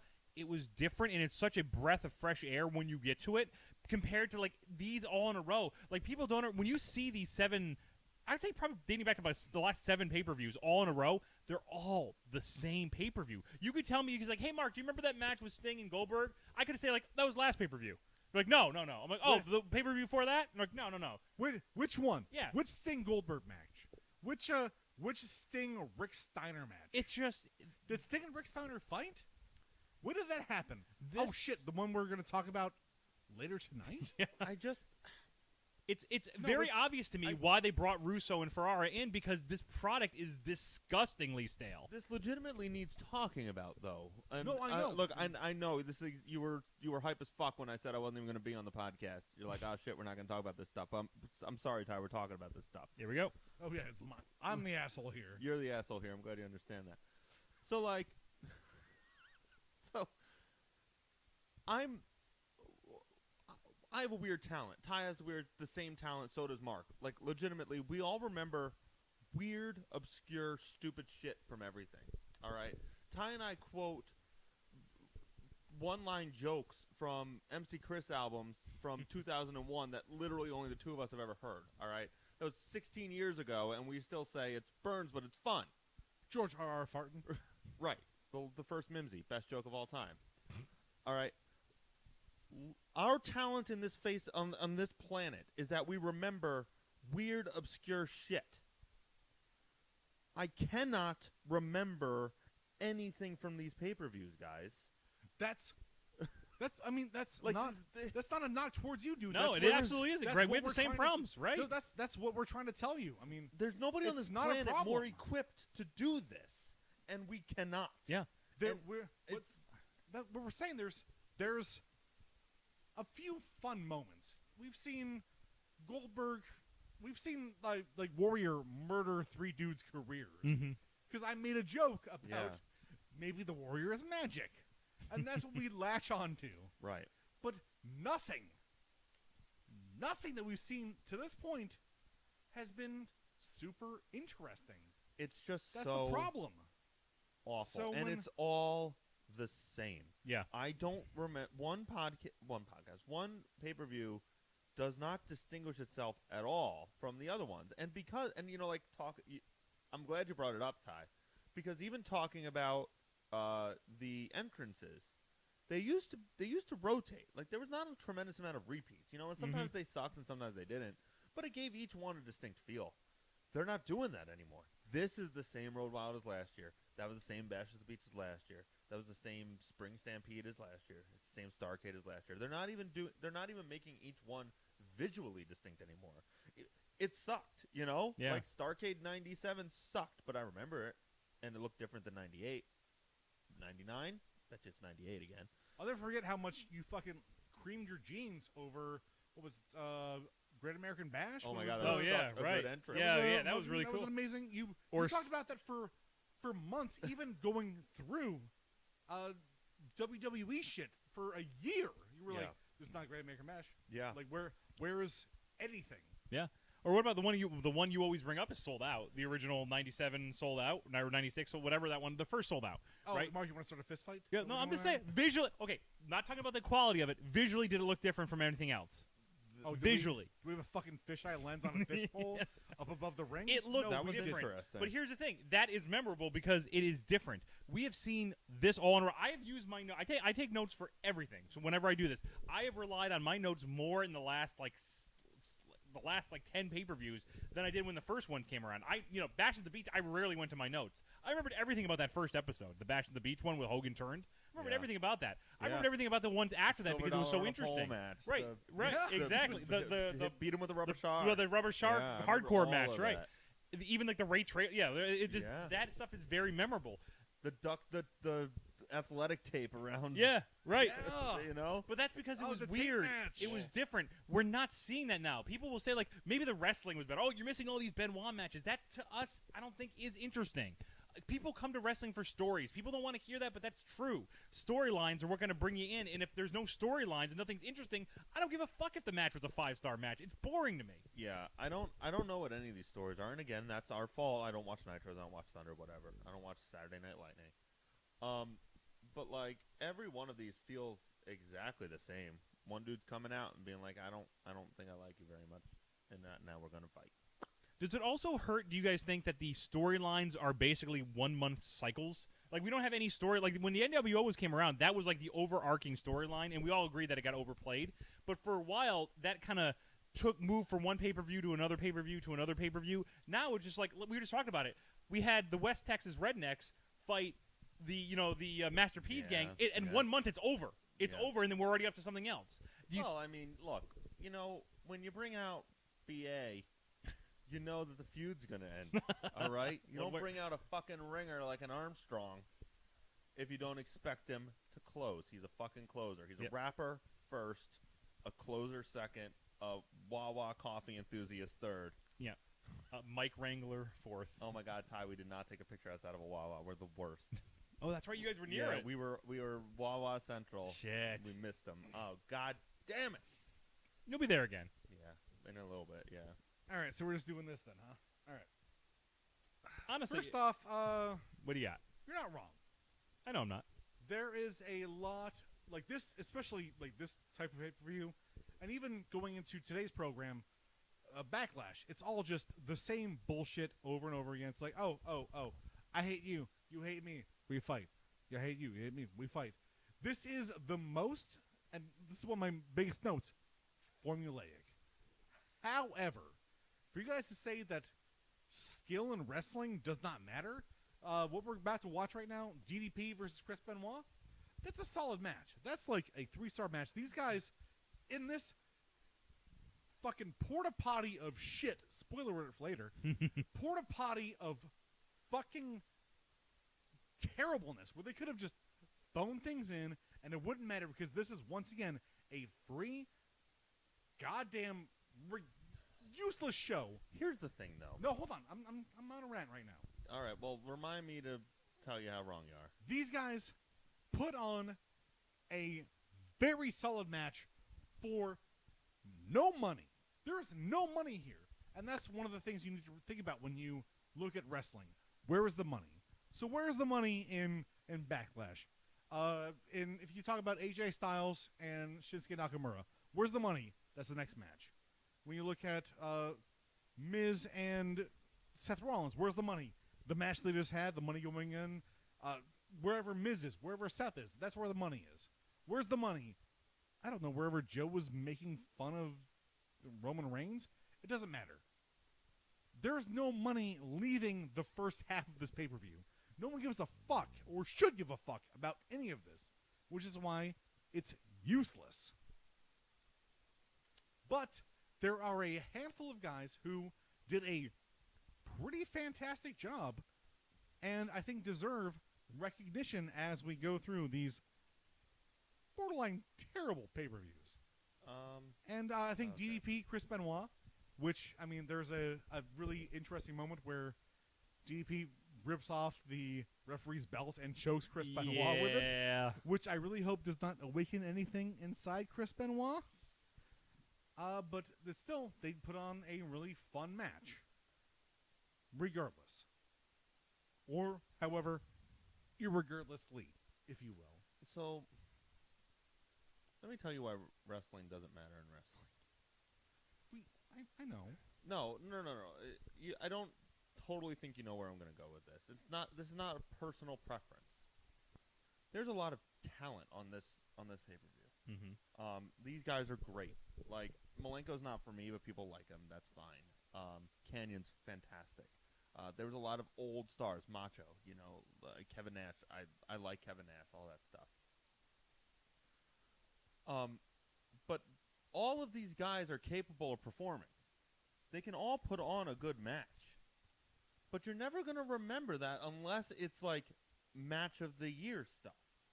Because they are all competent. Yeah, there's a Stevie Ray for every fucking DDP. So, like, that's fine. But when you look back at wrestling, matches, like, the talent of a match is what gets left behind. You remember, like, the Rock Austin match was a great match, but what you really remember is that story, is the build-up, is the feud. The match is whatever. It's what makes that match interesting that's important. I'm going to jump in right here and tell you exactly why you're wrong. 100% why you're wrong. How many times have we been out somewhere? How many times has Mark been on Twitter? How many times have we been anywhere and someone's been said to you like, "Oh, hey, you watch WCW? Remember X versus X? Remember this person versus this person?" These matches mean something to people, which is why these matches do matter, which is one of the reasons why we're still doing this and haven't just ditched it and gone on to something more interesting. This is why we do these things, because it matters to people. People remember this fondly. This DDP versus Chris Benoit match, this is a dope match. And I know, yeah, everything's predetermined, and they do you hate this flippy shit pin stuff. I do hate that flippy shit pin But, stuff. like, this is, I mean, spoiler alert, this is my match of the night. Yeah. And this is something that it deserves to be recognized. And there are good things that need to be recognized. And there are things like the main event tonight that need to be fucking broken down. And people need to realize, yeah, if someone comes up to you and says, "Hey, remember Macho and fucking the Worm at Sturgis 99? It's like, yeah, that match was fucking terrible. Suck a dick. I think, Ty, to your point though, like I think you can still appreciate everybody's work. Like, I'm not going to tell you that DDP and Chris Benoit is a match that is. I mean, it's not a bad match. These guys they're both very good in what this is. But to me, it's just forgettable. Like, in a month from now, am I going to remember this match? I'm not going to say it's nothing. I'm not going to say nothing is forgettable. Yeah. What I'm going to say is nothing is gone forever. Like, we're still watching this. Yeah, I think there's certain people, and I think that goes back to the things- preference, though. Like, certain people will care more about this, and but I think that's a small niche. I really do. Who are going to be like, "Oh, you remember that Chris Benoit DDP match at Road Wild '99? That was a great match." Yeah, it was a great match. Like, Greg and I What else I got? I mean, like, I don't remember anything else about it other than it was okay. It was a good match. Greg and I watch terrible movies every Friday, for the most part. Good plug. I watch bad movies all the time. I'm sure Greg plays bad games, watches bad movies all the time. There is someone, no matter what you're watching or doing or seeing, Mm-hmm. no matter what you do, that Macho Dennis Rodman match that we're going to see later tonight is their favorite Absolutely. match of all time. Absolutely. And that person needs someone thinks that's the best ever. Even going and sure, like, I'm not going to argue that some people like the wrestling part of wrestling. That's fine. Like, I think they're wrong, and that's a matter of opinion. But you are right. Sold Out is my favorite pay-per-view because it was the worst wrestling pay-per-view. It was pure storyline. It was an entire pay-per-view that was pure storyline. I don't know. That's just what's interesting to me. The two things I love most about wrestling are the storylines and the backstage shit, like the real life backstage shit, like who Vince is mad at this week. Mm-hmm. The wrestling is incidental. I just, I feel like the memorable stuff is the why, Yeah. not the how. I mean, to a certain point, I do agree with that because when I think of like Sting, with stuff that we've seen, Sting and Hogan, you tell me Sting and Hogan, I'm not thinking about that match at Starrcade, which was just a nightmare. I'm thinking about all that Thinking of great build-up. Sting in the rafters. Right, yeah. like leading up to that. Or, you tell me about the NWO. I'm not thinking of any particular, like that first birth of the NWO. I'm thinking like all the way through. I'm thinking as a whole. That's what I think of when I think of the NWO. So, which are more storylines. It's tough to say, Ty, because I know what you're saying, and these people definitely deserve credit for everything they've done. And this DDP Chris Benoit, we didn't even wrap up the last match, by the way. But this DDP Chris Benoit match, Who gives a fuck about Bagwell any of won. this? Bagwell won. Moving on. Yeah. DDP Chris Benoit. Steiner wins. Yeah, Steiner wins. But this was a great match. I just feel like there's nothing going into it. Why are they fighting? We had a video package.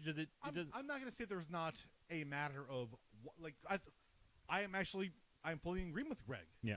Like, yes, why matters so hard. Why we do this? Why is the entire reason of everything? Why we have whose side is he on? Yeah. Yeah. Why is right. why we Yeah. have any of this? But like, I understand the why. Mm-hmm. I don't think we need to discount the how.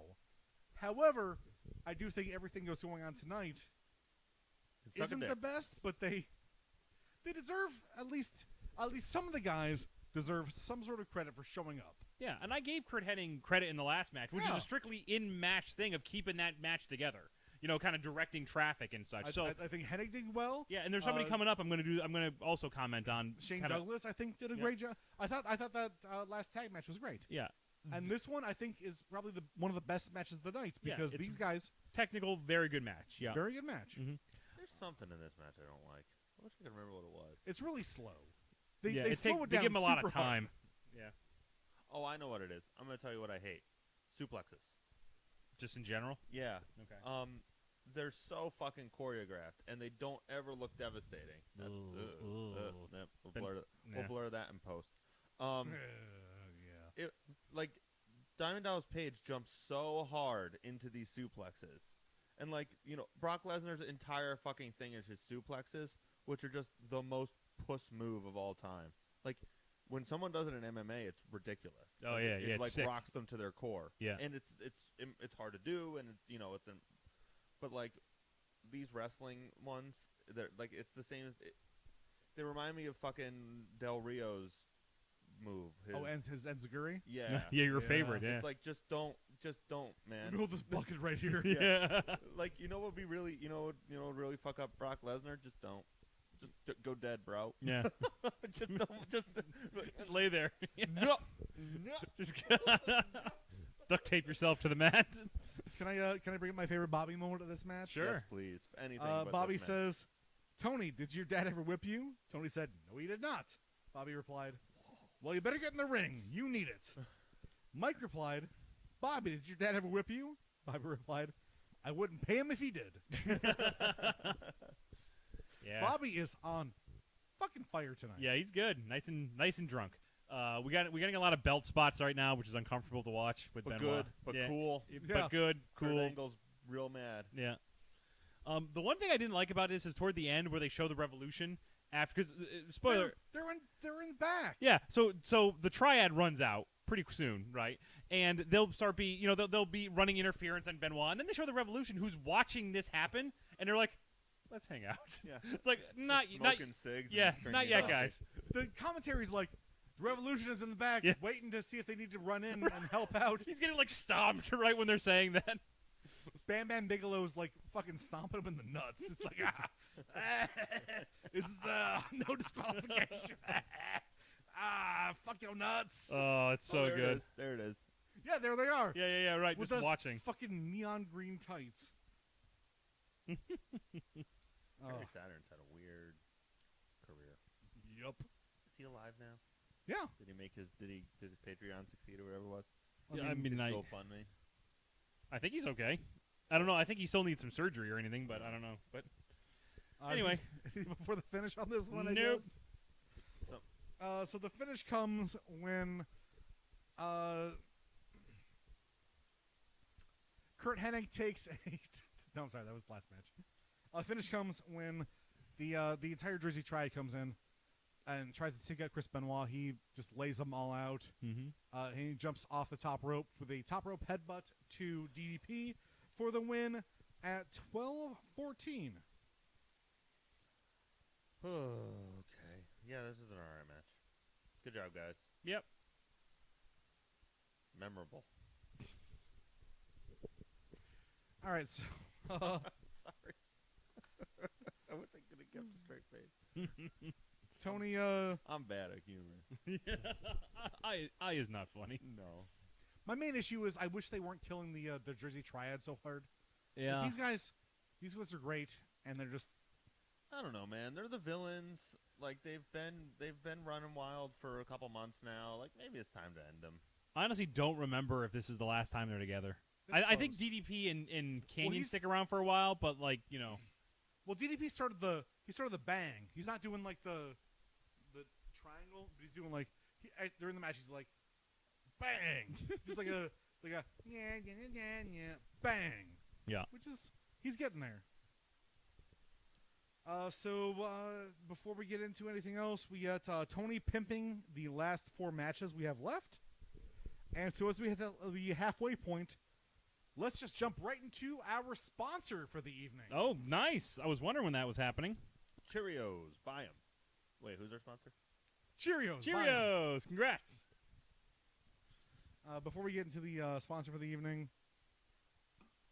take a little quick break. Have to use the restroom. We'll go out for a dart. If you guys want to make jokes, go for it. No, we'll save them for you. Yeah. We don't want you to miss anything. We'll just sit here in silence and stare at the camera. For each other.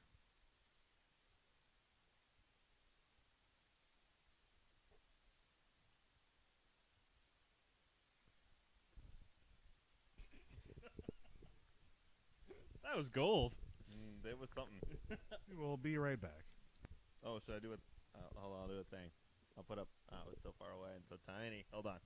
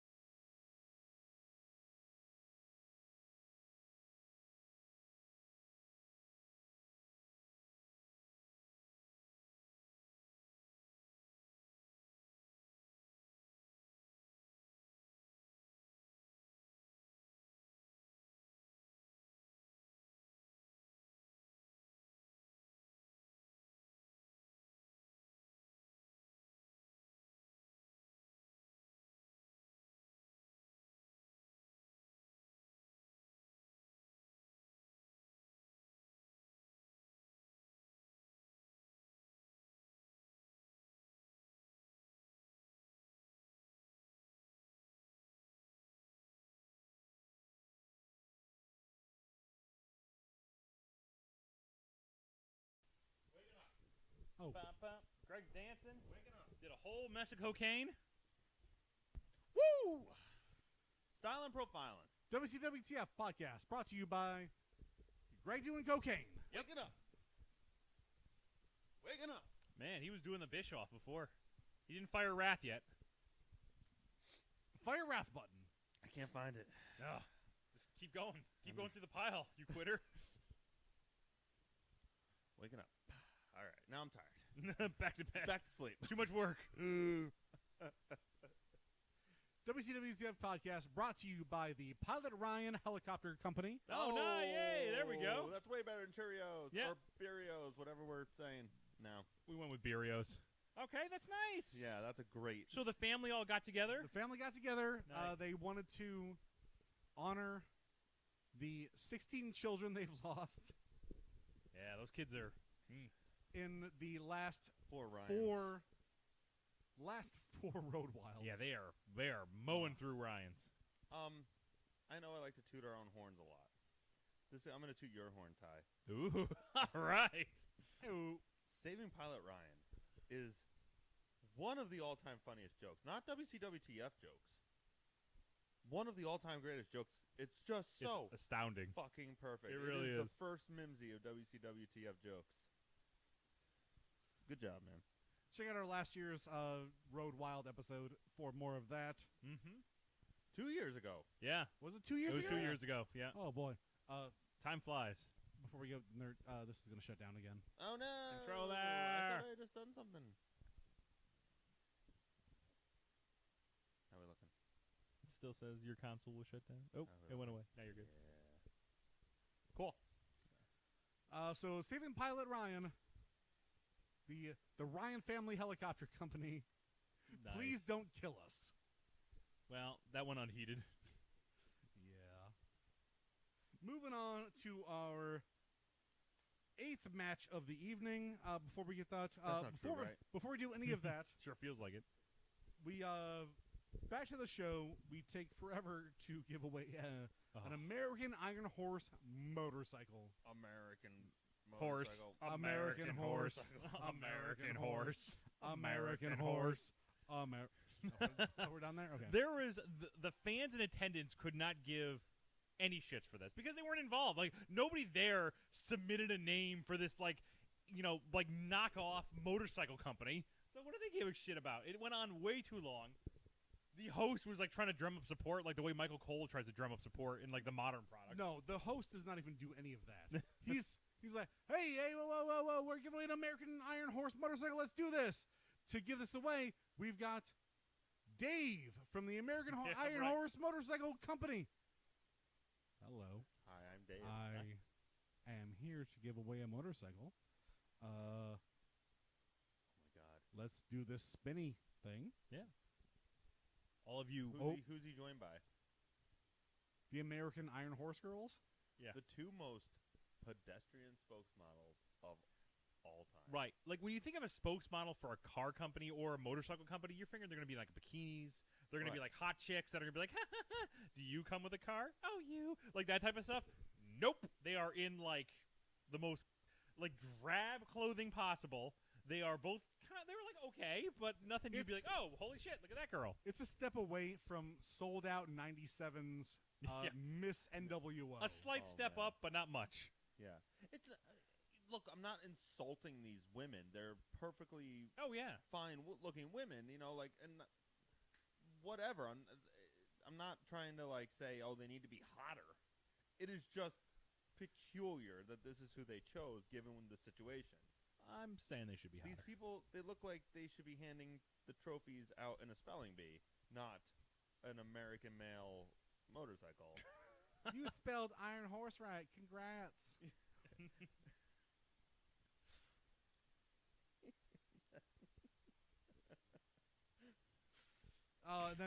And then I don't know. Dave goes on to be like, the winner is Darnell McPherson of Cleveland, Ohio.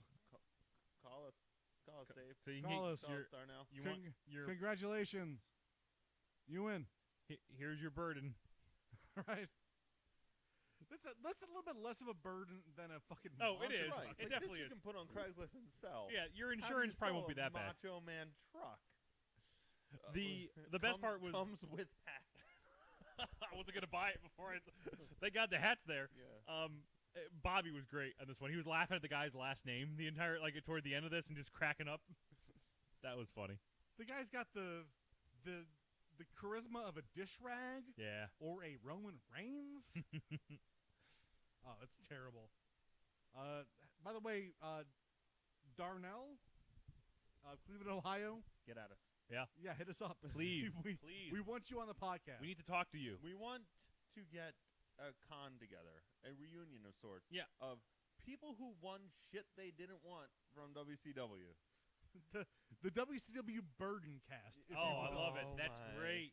God. Holy shit. Oh my God. Yes, It please. shouldn't be that hard to track down who won the motorcycle and who won a fucking monster truck shaped like Macho Man. With the monster truck's got to be out there. Yeah, Like, it has to be. So the idea was like, you won this. Oh no! The taxes. Oh God, Uh-oh. you've sent my family into. I cannot afford Yeah. this. You have ruined me, WCW. We go from there to a raucous Sid versus Sting promo. Mm-hmm. They're all like 30 seconds long. It doesn't It's all the matter. same fart rock. Yeah. Yeah. Moving on to match number 6 of the evening. Sid, the Millennial Man, Vicious, taking on Sting. I love me some Sid. Yeah, I love He me some Sid, is too. phenomenal this entire match. I want him in every match until he breaks his leg. He is I love him. I absolutely love. I loved him before this. I love his look. I love when he screams interviews at people. I love when he forgets that he's live. I love his moveset. Unlike Wrath, okay, who's wooden because he doesn't know how to wrestles. Sid is also wooden with all of his moves, but it's done to show power. It's to show an impact. It's supposed to be stiff, probably because it is stiff. Right. So everything he does is just impact, power, viciousness, and I love it. I love it. I'm gonna lean more towards what Greg usually says in this one. I'm not a huge fan of his the slow move set. I feel, especially this match, is very formulaic. These guys just do. I'm gonna do moves on you for a little while. I'm gonna do moves on you for a little while. Like I love Sid's look. I love his curly mullet. I love everything about him. Maybe if he wasn't facing Sting, it might be better. They go into Sid's undefeated going into this, and I think that's a fun little thing. It's like this is, but they don't use that for anything, and then it's just Chinlock City for a lot of this. Yeah, he does. I mean, and that's Sid's wrestling. He's always been like that. He gets a hold of a rest hold and then sticks with it for a while. But his facials are so good. He's always like that cackling, maniacal madman. I love watching him work. I really do. And I've not been a big Sting fan. Yeah. But I mean, I hate the fact that he comes out. Sting just shows up, no jacket, just sauntering to the ring. Yeah, at least he wasn't date raped. I'll tell you what. At the end of this whole experiment, the thing that is most damaged is Sting. In your opinion, after what? Yeah. He, before we started, this Sting was my fucking hero, man. I loved Sting. Boy, he has yet to impress me. You know what I'm gonna say after, especially something like this, I don't hate him. I think this is an okay Sting match. I think this is more the wrestling Sting that I want. Mm-hmm. It's not TNA Sting where he's facing off the Blueprint Matt Morgan, what do we call him, the Human Hammer. Right. Yeah, that's right. Just headbutts. Yeah. But I mean these guys, it's not great, but especially for, as you guys are saying, for this is a fine match. Yeah. It's formulaic, but I'm not offended by it. There's a lot to like here, I think, mostly with Sid.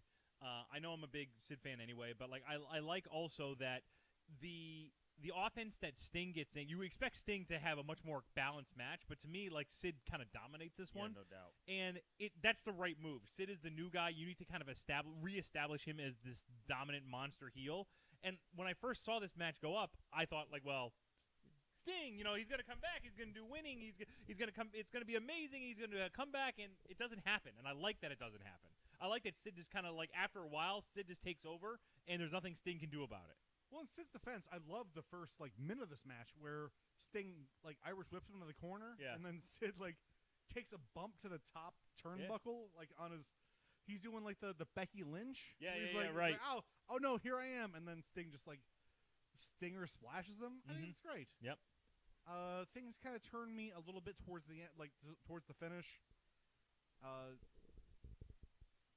Ready to go to the finish on this one? Yeah. I love the finish, actually. The finish comes, as we're seeing right now. Sting hits a suplex on a top rope superplex. Yep. And then Sid just kind of no-sells He it. gets up. Yeah. Gets up, gets in the corner, and then Sting goes to Stinger splash him. Look Does how it once, does it twice, and then Sid just three times. Mhm. Shit, I'm sorry. 3 Stinger splashes. He just grabs him in a choke slam. Like, this is fun, I guess, but Sting's a fucking star. He does an amazing move, and then his signature 3 times in a row, and you're like, and you're done. I don't know. I like Sid to me is like the Terminator here. Like the camera shot, by the way, was fantastic. Over Sid's shoulder in the corner, and then when Sting jumps on him, he just grabs him by the throat. It's like, nope, end of this shit. Bam! If it That's was- a great way to establish a heel. If it Yeah, was the I mean, first, look, I'm fine with it. It's fine, but I don't know. Have him do this to Buff Bagwell, not Sting. if he's not selling. This is a Scott Steiner thing where he doesn't sell.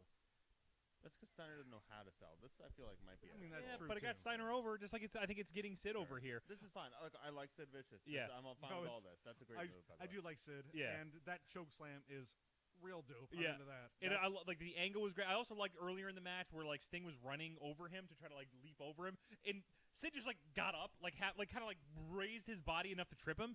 It's just I like that. It's good psychology. It's like, No, oh, this it's- guy's jumping over me. Fuck that. I'm gonna trip him any way I can, even if it looks sloppy. That to me is a very real move. I love this match. I actually, out of all these matches, I leaned a little bit more toward this one. I liked it. It was fine. Yeah. I'm not gonna hate on it, but I wish they would have given. I'm gonna hate upon it. Yeah, I'm gonna I would- rest I hate. know. I'm fine with you. I know. I get it. I wish they gave Sting more. Right, okay, You know, he's that's a he's very supposed to be- valid, If- opinion. Yeah. if Sting if Sid is the Joker, Sting's supposed to be Batman. Yeah. Or I guess if Sid is supposed to be Batman, Sting's supposed to be Everyone's a the Batman. Crow. Sid is Bane. There That's we right. go. Venom now. You know what's so funny? Yoda. I really don't like Dark Knight Rises, and I thought that was always a really terrible choice to have Bane's be so muffled. Right. After that Venom trailer, I just can't understand Tom Hardy ever. Did you hear what Tom Hardy based that voice on? No. Oh, you'll love this. Okay, so Tom Hardy, he was like, oh, well, he's Australian, right? Is that Is his he? nationality Yeah, or he- English? he- What no, I think he's Australian. You're Anyway. right. Oi, governor! Oi, Oh. hey! I'm gonna fucking venom you up in your face, aren't I? So he read the books, and Venom is Eddie Brock is from New York who moved to San Francisco, right? So the character that he used, he wanted to find somebody who had done that, right, in real Yeah. life and use that voice. Jesse Eisenberg. Harvey Milk is the voice that he picked. That is a really weird. Pretty sure he pull. didn't research who Harvey Milk was or what he did. Just knew that Sean Penn did the voice, and that's what he based that character, the voice on. I'm gonna do this voice, that badass Harvey Milk. I got this one, you guys. most, Yeah. Don't worry. Most badass. I'm most gonna badass get guy. you. I'm Venom. Wow, I can't believe that's true. I thought you were No. talking about Bane, but No, boy, I'm no, glad we were that's talking about Harvey Venom. Milk. Right. Dude. Boop, boop, boop, boop. Venom. I like, I'm Venom. I got you.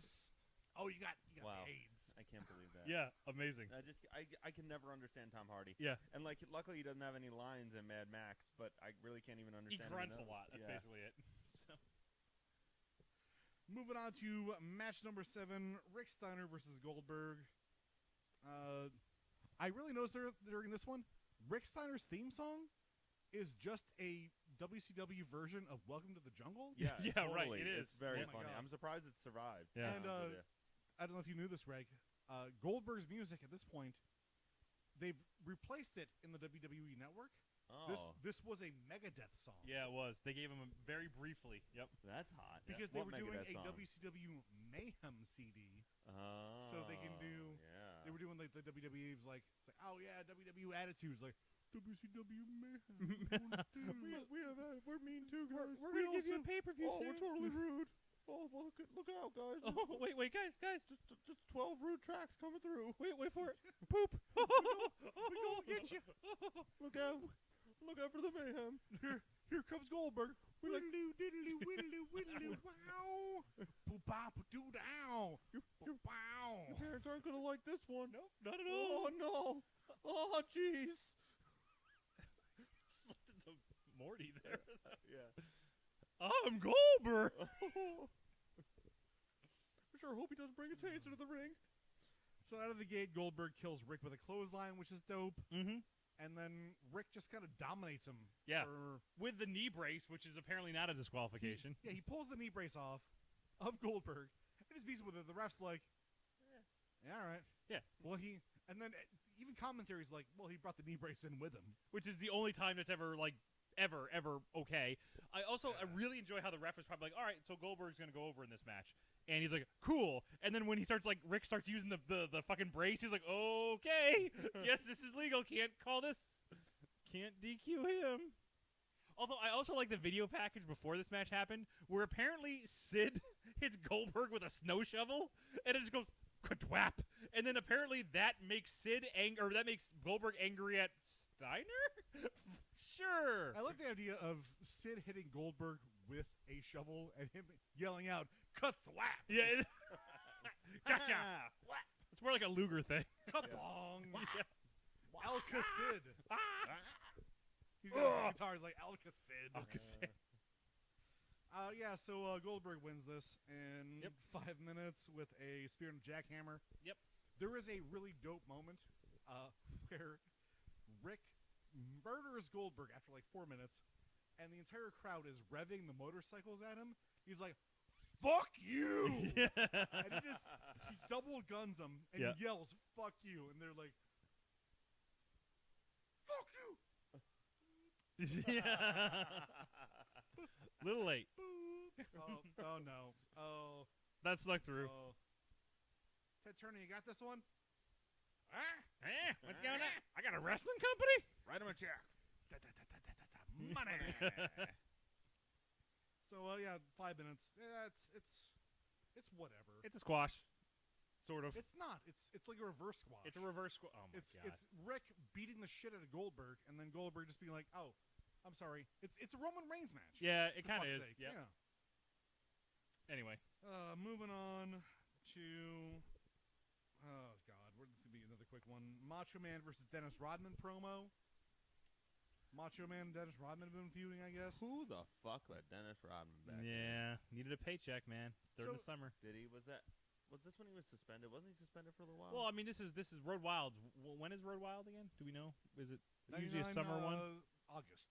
All right, so he's not even playing the b-ball. Yeah. So yeah. that's So true. here's the quick recap for the world title before we get into the main event here. As we know, last pay-per-view, Nash lost the world title to Macho for no reason because there was a triple, weird fucking triple threat. Listen to that episode; it was great. The next night on Nitro, Hogan just won it from Macho, of course.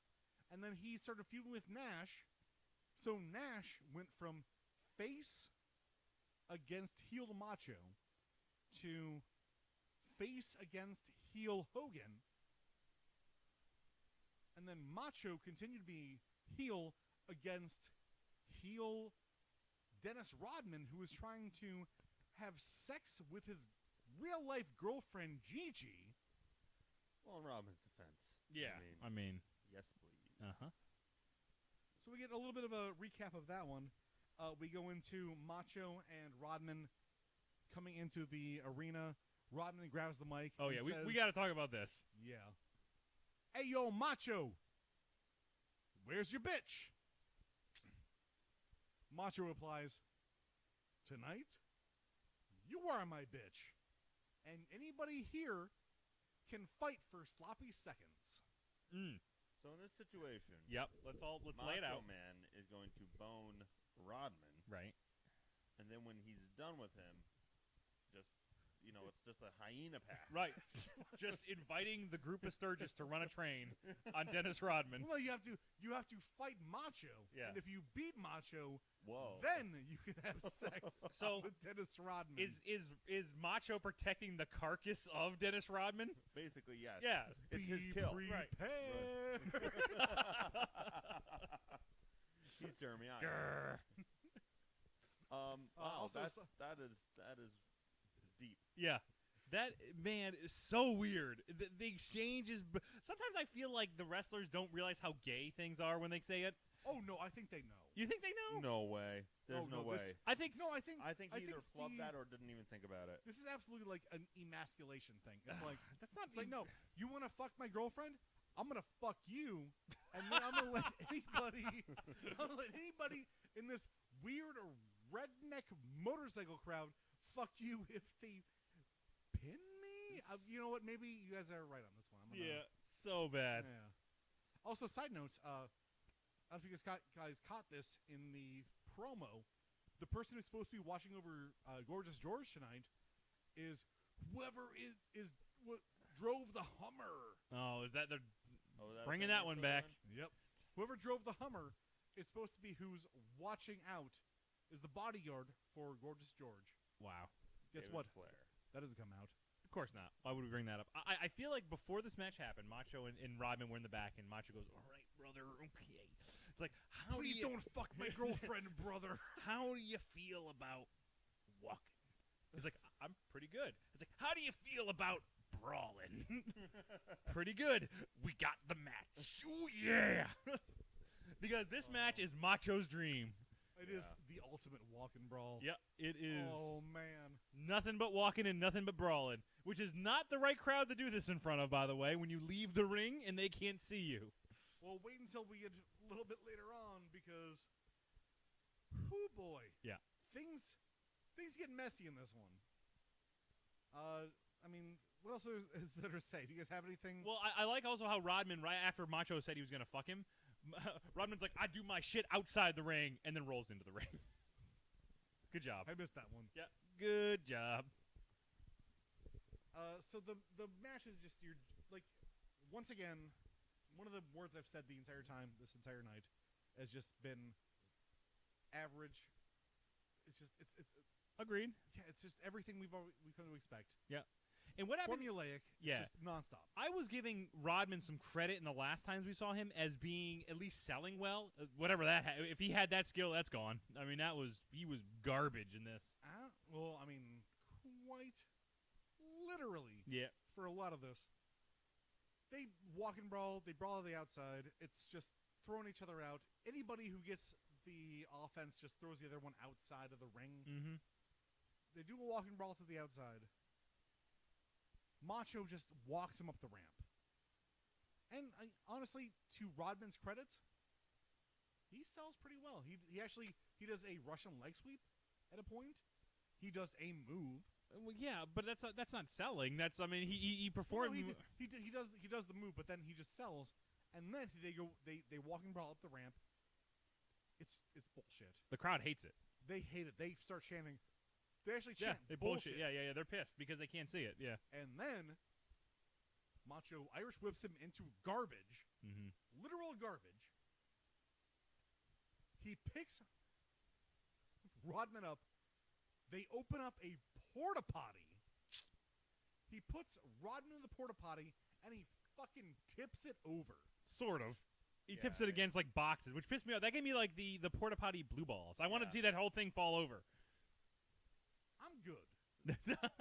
I'm fine. I don't. Now, I'm sure it was a clean porta potty. I know stuff falls out, but it's rigged. That was- actually was not bad though. Like that was at least clever, where they showed something coming out of the porta potty. I thought, It looked pretty brown, pretty gross. yeah.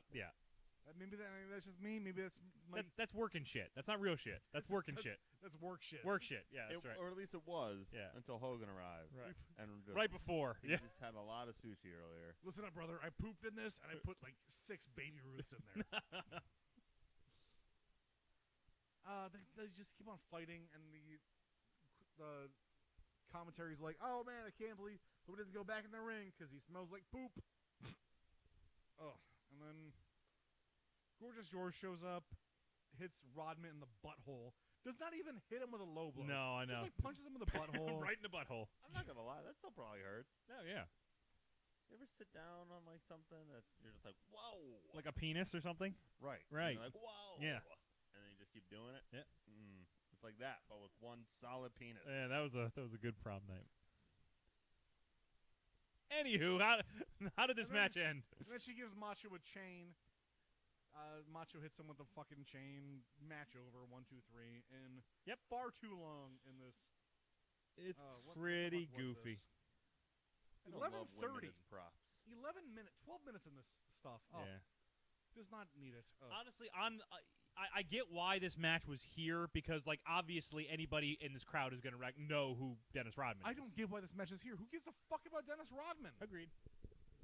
Next, what do we got next, Ty? Moving on to our. Oh, I'm so exhausted. Main event of the evening.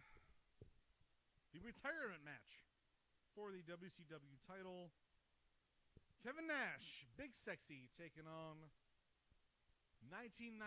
1986 Hulk Hogan. With the, Real American, the WWF version is Nope, he's not fucking Real no. American. It's baller. Whatever this is. Red, I'm- white, and blue, Oh, and yeah. Nope, nope, that's Real American. It's like, ow, America's good. Bow, ba, bow, ba, bow, bow. I super love America. Rusev is not that good, America. Bow. Yeah, it's a pretty horrible knockoff. And it's weird to hear it again. It really is. I thought we were done with it, but Just don't. yeah. You want to, you use the word formulaic, Ty. Woo! This main event. Do you Paint do you by love- numbers. Do you love 1986 Hulk Hogan? Yeah. Because you fucking Yeah, it's- better. boy, This is straight out of like early Mania versus Paul Orndorff, like Hulk Hogan. This is real simple. You. Yeah. Oh, I'm doing the call. Man, and Hogan looks like shit all of a sudden. Like the yellow and red does not. It Like when he does was wearing not the fit black, him. it looked He kind of looks cool. so He looks. goddamn good. Oh, he looks so flabby and gross. I love during the little recap they do. It's like, listen up, brother. I've changed. I've cleaned up my ways. I've shaved off my black Yeah, beard. right. I still have my yellow mustache, but I'm a good guy now. Yep. Brother. It's like he's been infected with the face bug. I like that. Oh, brother. Oh no. Oh, One of those tits. I can't stop hearing it. This little yellow one. So, No, you missed it. It was an old fat guy. So we got Buffer.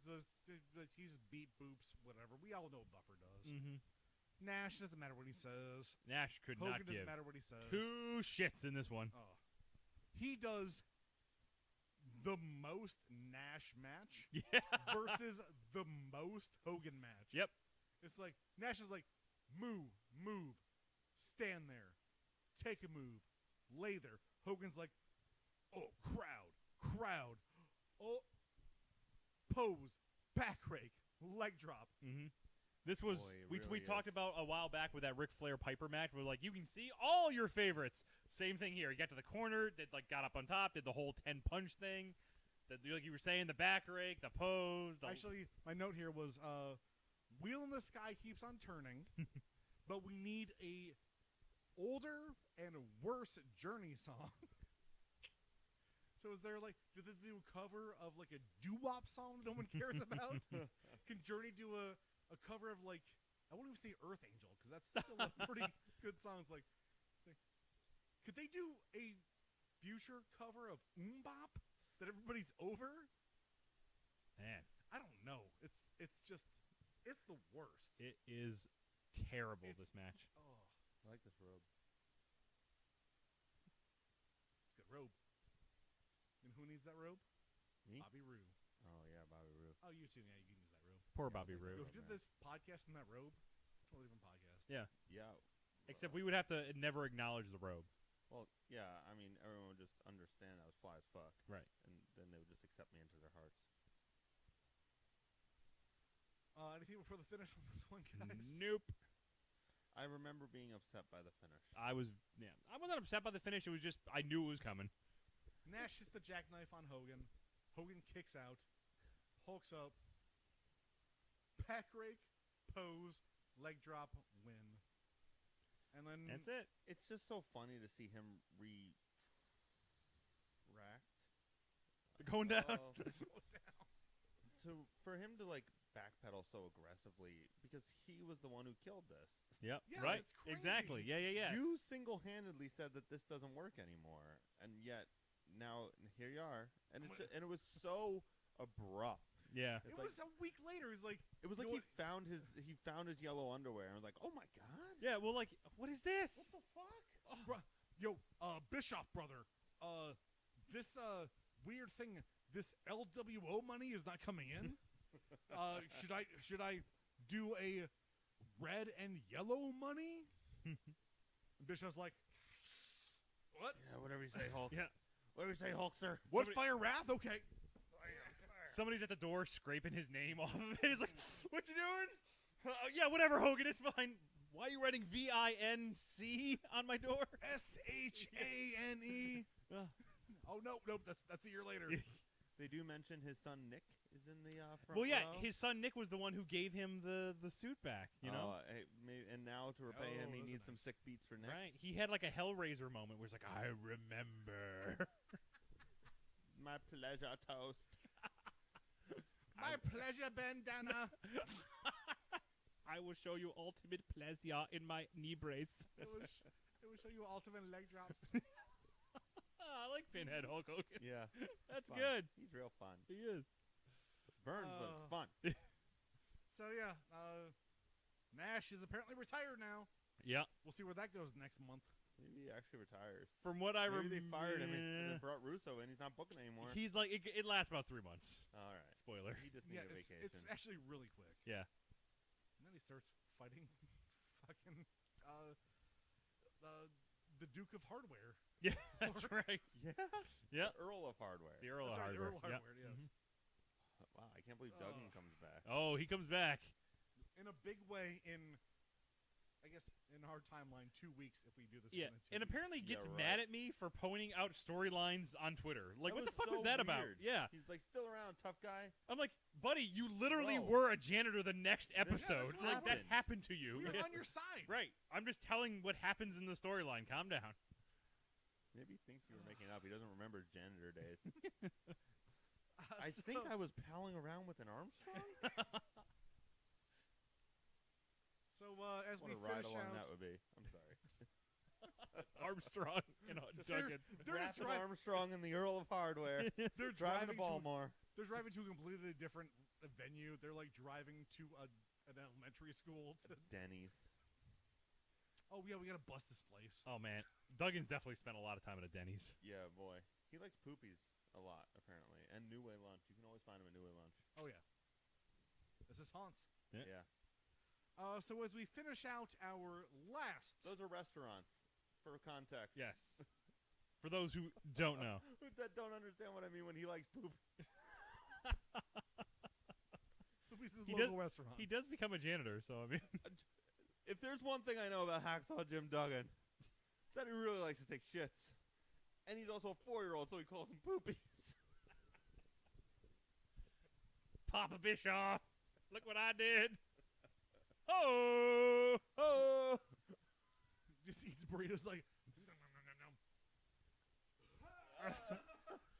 on the toilet so he doesn't have to move. Just he, made he, poopy. he DBZs it. It's like, Yeah. Oh, I like that. See, this episode wasn't a total waste. We got Hulk Hogan, Hellraiser, and Poopy's Jim Duggan. Classic. I'm Classic. cutting all that. No. No, I'm not. I couldn't possibly. Yeah. Quick, make a Schindler's List joke, then it's guaranteed to get in. I like that you say that. Don't even keep it in. What? I like you say that. Don't even keep it in. It's gonna be make a Schindler's List joke, and I'm gonna be like, all right, moving on to our WCWTF moment of the night. Yeah. So as we leave our final Road Wild, Yeah. way too long of a history for us, guys. As we leave it, best moments, worst moments. I mean, do you feel sad leaving Road Wild? Man, it had some memories. Like the whole Harlem Heat thing when we first started. Like that was like the second match. Like, oh man, we're in for a fucking ride with this one, Yeah. with that crowd turn on Harlem Heat. That was pretty vicious. Thankfully, they got That was a that was bummer. uncomfortable. Thankfully, they got a little bit more tolerant, a little bit more used to wrestling. So Amazing what 2 years of Puff Daddy can do. yeah, The Road Wild brought us possibly our greatest promo of WCWTF history. The Steiner Buff Bagwell. You're gonna have and Dad Winkle. Dad Winkle. That was hands down the best. Yeah. easily the best Road Wild moment. Mm-hmm. I feel like there was another good one, but I don't remember what it was. Something involving Luger. Like, it was stupid. No, you don't say. Oh, I remember. It was Sting being, like, totally surprised by the pyro. Oh, right. Sting, Yeah. You're like, oh, Oh, shit. Whoa, holy shit, Lex. You see this shit? check that out. Lex You're like, legit like, oh. Yeah. Don't get too close, Sting. Don't get too close. You might get burned. It's very funny. Yeah.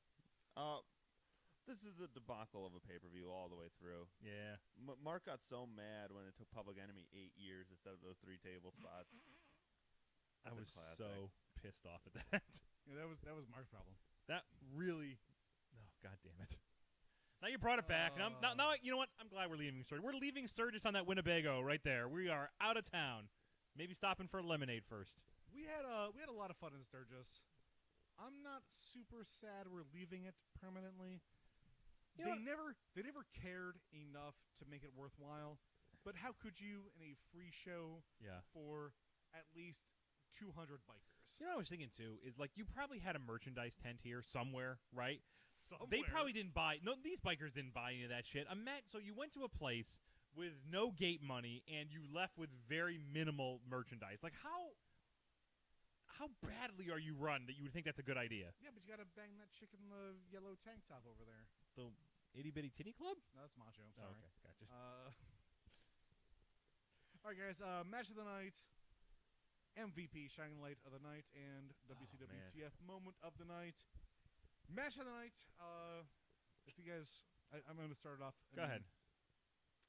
I'm going to go ahead and say it was DDP Benoit. I mean, I argued about that for a while. I think that was a fantastic match. Definitely match of the night. It wasn't another ridiculous tag match, which I was fucking over. They had a lot of them. Great job. Great job, guys. I'm gonna go with that was a good match. I'm gonna go with the West Texas Rednecks one. I like that. I always enjoyed them as a group. I like Kurt Hennig kind of leading the charge, and the Revolution also getting a little airtime. I'm gonna go with that. Yeah, I think the West Texas Rednecks. It made me like Bobby Duncombe Jr., someone I insisted was a waste of time. So I might that's say that something, man. was a good match. Yeah. Yeah. I enjoyed that one. Your match was good. too. Absolutely, yeah. Good in-ring stuff. A real solid 3 out of 80. No, 3-star, but that's fucking sad. 3 stars out. That a 3-star match is the match of the night. Yeah. Shining light of the night. Ooh. Sid. Sid in general, like all of his mannerisms and like that interview where he's at the end, where after he wins, where he's screaming nonsense at the camera. It just builds up his character so well. He's new. He dominated. He just had he had a great presence about him. I really enjoyed seeing him. This is MVP. This is Shining Light. Shining Light. Yeah. ICP named their first album after. No, being no, linked this is with MVP.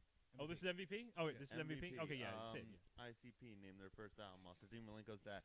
MVP, yeah, Sid was pretty fucking good. An imposing figure. I like that. I can't think of anything else. Barry Windham Jr. maybe. I mean, he wasn't great, but he made me like him, so that's something. I'm Barry Windham Jr. MVP. Bobby Duncombe Jr. Yep, that's what I meant. Love that guy. Easily my favorite wrestler.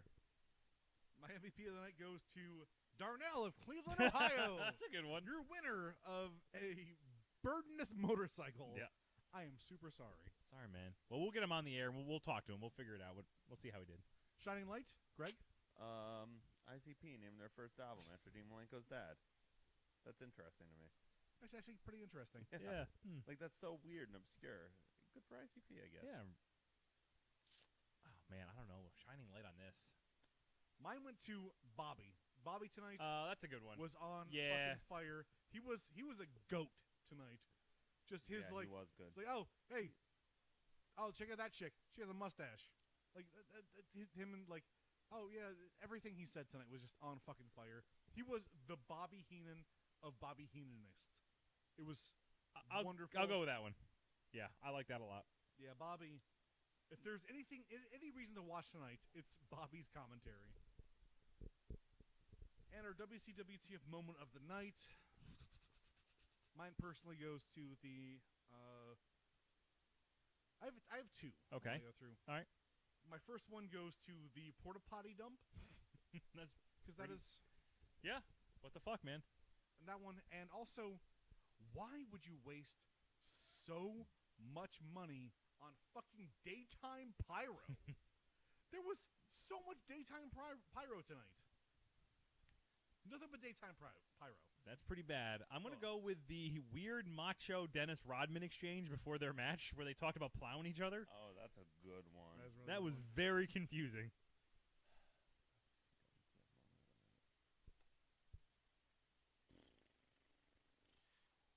Jesus Christ, who the hell knows? Guys, nothing really, nothing weird stood out to me. They put him in a porta potty. There you go. That's a good one. Hey! Ho! For the WCWTF podcast, I have been your host, the man of 1,004 names, Tyrell Roadblock. You can find me on Twitter at 1,004 names. Don't forget to check us out on Twitter at 1,004 names, Facebook at 1,000. Don't forget to check us out on Twitter at WCWTF podcast, on Facebook at the same place. And if you like what we do, please give us a rate and review. Wherever you listen to us, review, find us. It helps us out greatly. And please, tell your friends, tell your loved ones, tell your mom, tell your dog, Hey, Tell your Cash. girl- Cash. tell everybody Watch our shit. how great we are. Watch. Oh, tell them how great we are. Tell them. Bark. No, wow. It's the most responsive he's ever been. You can bark? Oh, my God. I can, Greg. Oh, my God. You can talk? Nope. Good. The dogs don't talk. And I'm not going crazy. You sure aren't. If you really love what we do, hit us up on our Patreon, Yes. patreon.com/WCWTF podcast. We have a lot of really fun, interesting, cool stuff going on there. You can listen to Greg sing you a full album of songs as Dean Malenko. You Get get to pick yourself the some- songs. Oh, man, if you really want to, give him a challenge, have him do it now when his throat hurts. Oh, Like, that's yeah. No, it's nice. easier to do Malenko now. Is it? Yeah, it really is. You can get yourself some T-shirts. Get yourself a fully new podcast that very few people listen to. It's a great one that we've done. It's like our best one, and it's on Yeah. it's on the Patreon one. You guys really should check it out. It's a lot of fun. So check that one out. Patreon.com/WCWTF podcast. This is Megastar Mark. You can follow me at Megastar Mark, and like Ty said, give us a follow at WCWTF Podcast on Twitter. We got some great Lex Luger pictures coming up. Guys, the one where he slipped, where he Oh was my on the God. ground next to a cone that said like warning, like wet floor, and Luger's on the ground holding his knee. Might be Perfect. my favorite Luger picture we ever found. Just The Titus perfect. prequel. So funny. I got a lot of good ones coming up. There's some with Luger and Brownies, which I posted, I think. I'm not sure. I might be holding on to that one. Anyway, check us out. Give us a follow. It's a lot of fun. Yeah. Do that. Yeah. And you know what? I want to say this right now. On the Twitter account, I'm up to the Russo era. We're going to see some weird shit. We're going to see like people in We're getting there cages. close. Russo Just loves our shit. Stuff on pole. Yes, Russo loves our stuff. What's he he, retweets 2 us all for the 2 time. this week? What's that? He got us 2 times this Yes, he week, did. right? Yes, he Yeah. did. Yep. Thanks, Russo. Yeah, thank you. You're a man, man. I defended you. I think you owe me a little something in return. Just saying. Maybe an appearance on the podcast. I'm Killer Greg. You can find me at Killer Greg 17 on Twitter. That's Mark. Oh, shit. It's still Mark. There I am. I'm Killer Greg. You can find me at Killer Greg 17 on Twitter. Thank you for tuning in to this bullshit. If you like what Greg and I do, we do a fun YouTube show. Every Friday we watch a bad movie, post it up on our YouTube, youtube.com. Check us out at idiotwithmics.com or idiotwithmics/WCWTF podcast. We're all up there. What are we seeing this week, Ty? Yeah, I'm curious. You know, Ooh. I think something epically terrible comes out this week. Oh, nice. I just did a few things, and actually, it was really interesting when my wife and I went to go see Rampage. Halfway through the movie, the power cut in the theater. No. Oh, that's great. What theater? Just the Regal. theater. Okay. Yeah. Yeah. So I got to see half of it, and then I gave her both the tickets, and I can't go again because we have movie passes. Yeah, Movie Pass. But I I'm used to be a champion. They kind of fucked themselves a little Yeah, bit. they So did. watch out for Movie Pass. Yeah. But I'm assuming the movie ended exactly how I expected it to, with The Rock becoming a giant and stomping everybody beneath his giant feet. Wait, oh my God, do we think that happens? Does Oh that my- happen? Oh my I God. don't know, probably. I thought it Tell me on ended up. Twitter. Tell me on Twitter. Killer Greg 17. I desperately hope it ends like a musical. I think that'd be really fun. Oh, if he just turns into Maui, Yeah. Right. starts singing "You're Welcome," he calls it a day. That's exactly what that's gonna happen. I guarantee it, without ever seeing it. I cannot get. It's not relevant. By the time this goes Yeah. up, it's going to be last week. So, Yeah. you know. But anyway, Yeah. check them out. They are Bad hilarious. movie, Great Bad Movie stuff. Friday. Bad Movie Friday with Greg and Ty. We're working on a doozy, by the way. We're working on Yeah. a long-form Den of Thieves one. Because Den of Thieves was a popular short one, even though it was already an hour. But, like, so much needs to be said, and I think it's better with visuals. So we're working on something for that. I voted for that more times than I want to admit for the MTV Movie Awards. Moving on forward, join us next time for the WCWTF podcast. We were talking about Fall Brawl 99, Oh, not Yeah. War Games, though, right? the first Fall Brawl without a War Games match. That sucks. Okay. 'Cause Fall Brawl War Games have traditionally been our best ones. Yeah, those were a lot of Yeah. those matches. Typically, were really good. Now, I think this is the last pay-per-view we have before Russo. I'm pretty sure because does he take over in Halloween Havoc? It's getting there, yeah. Yeah. So this is I think might be our last one before we get the Insanity. That's awesome. I can't wait, guys. Yep. I really can't wait. So join us next time for the WCWTF podcast where we go to Fall Brawl, back to that shithole Winston-Salem. Oh fuck What you! the fuck? I ain't For coming. Get Fall your cigarettes Brawl. out, you stupid shit. Jesus Christ, you animals Oh who my live there. God. Christ. Disgusting. Fucking toxic. Do we have wasteland. guys? Do we have hazmat suits or something? I don't even want to talk about it Yeah, unless I'm. you know, Yeah. we're gonna get viruses through the words, Winston. They're unholy words we read in a book. Join us next time Disgusting. for Halloween Havoc. Fuck you, Fall Brawl. Fuck you, Winston-Salem. Winston-Salem.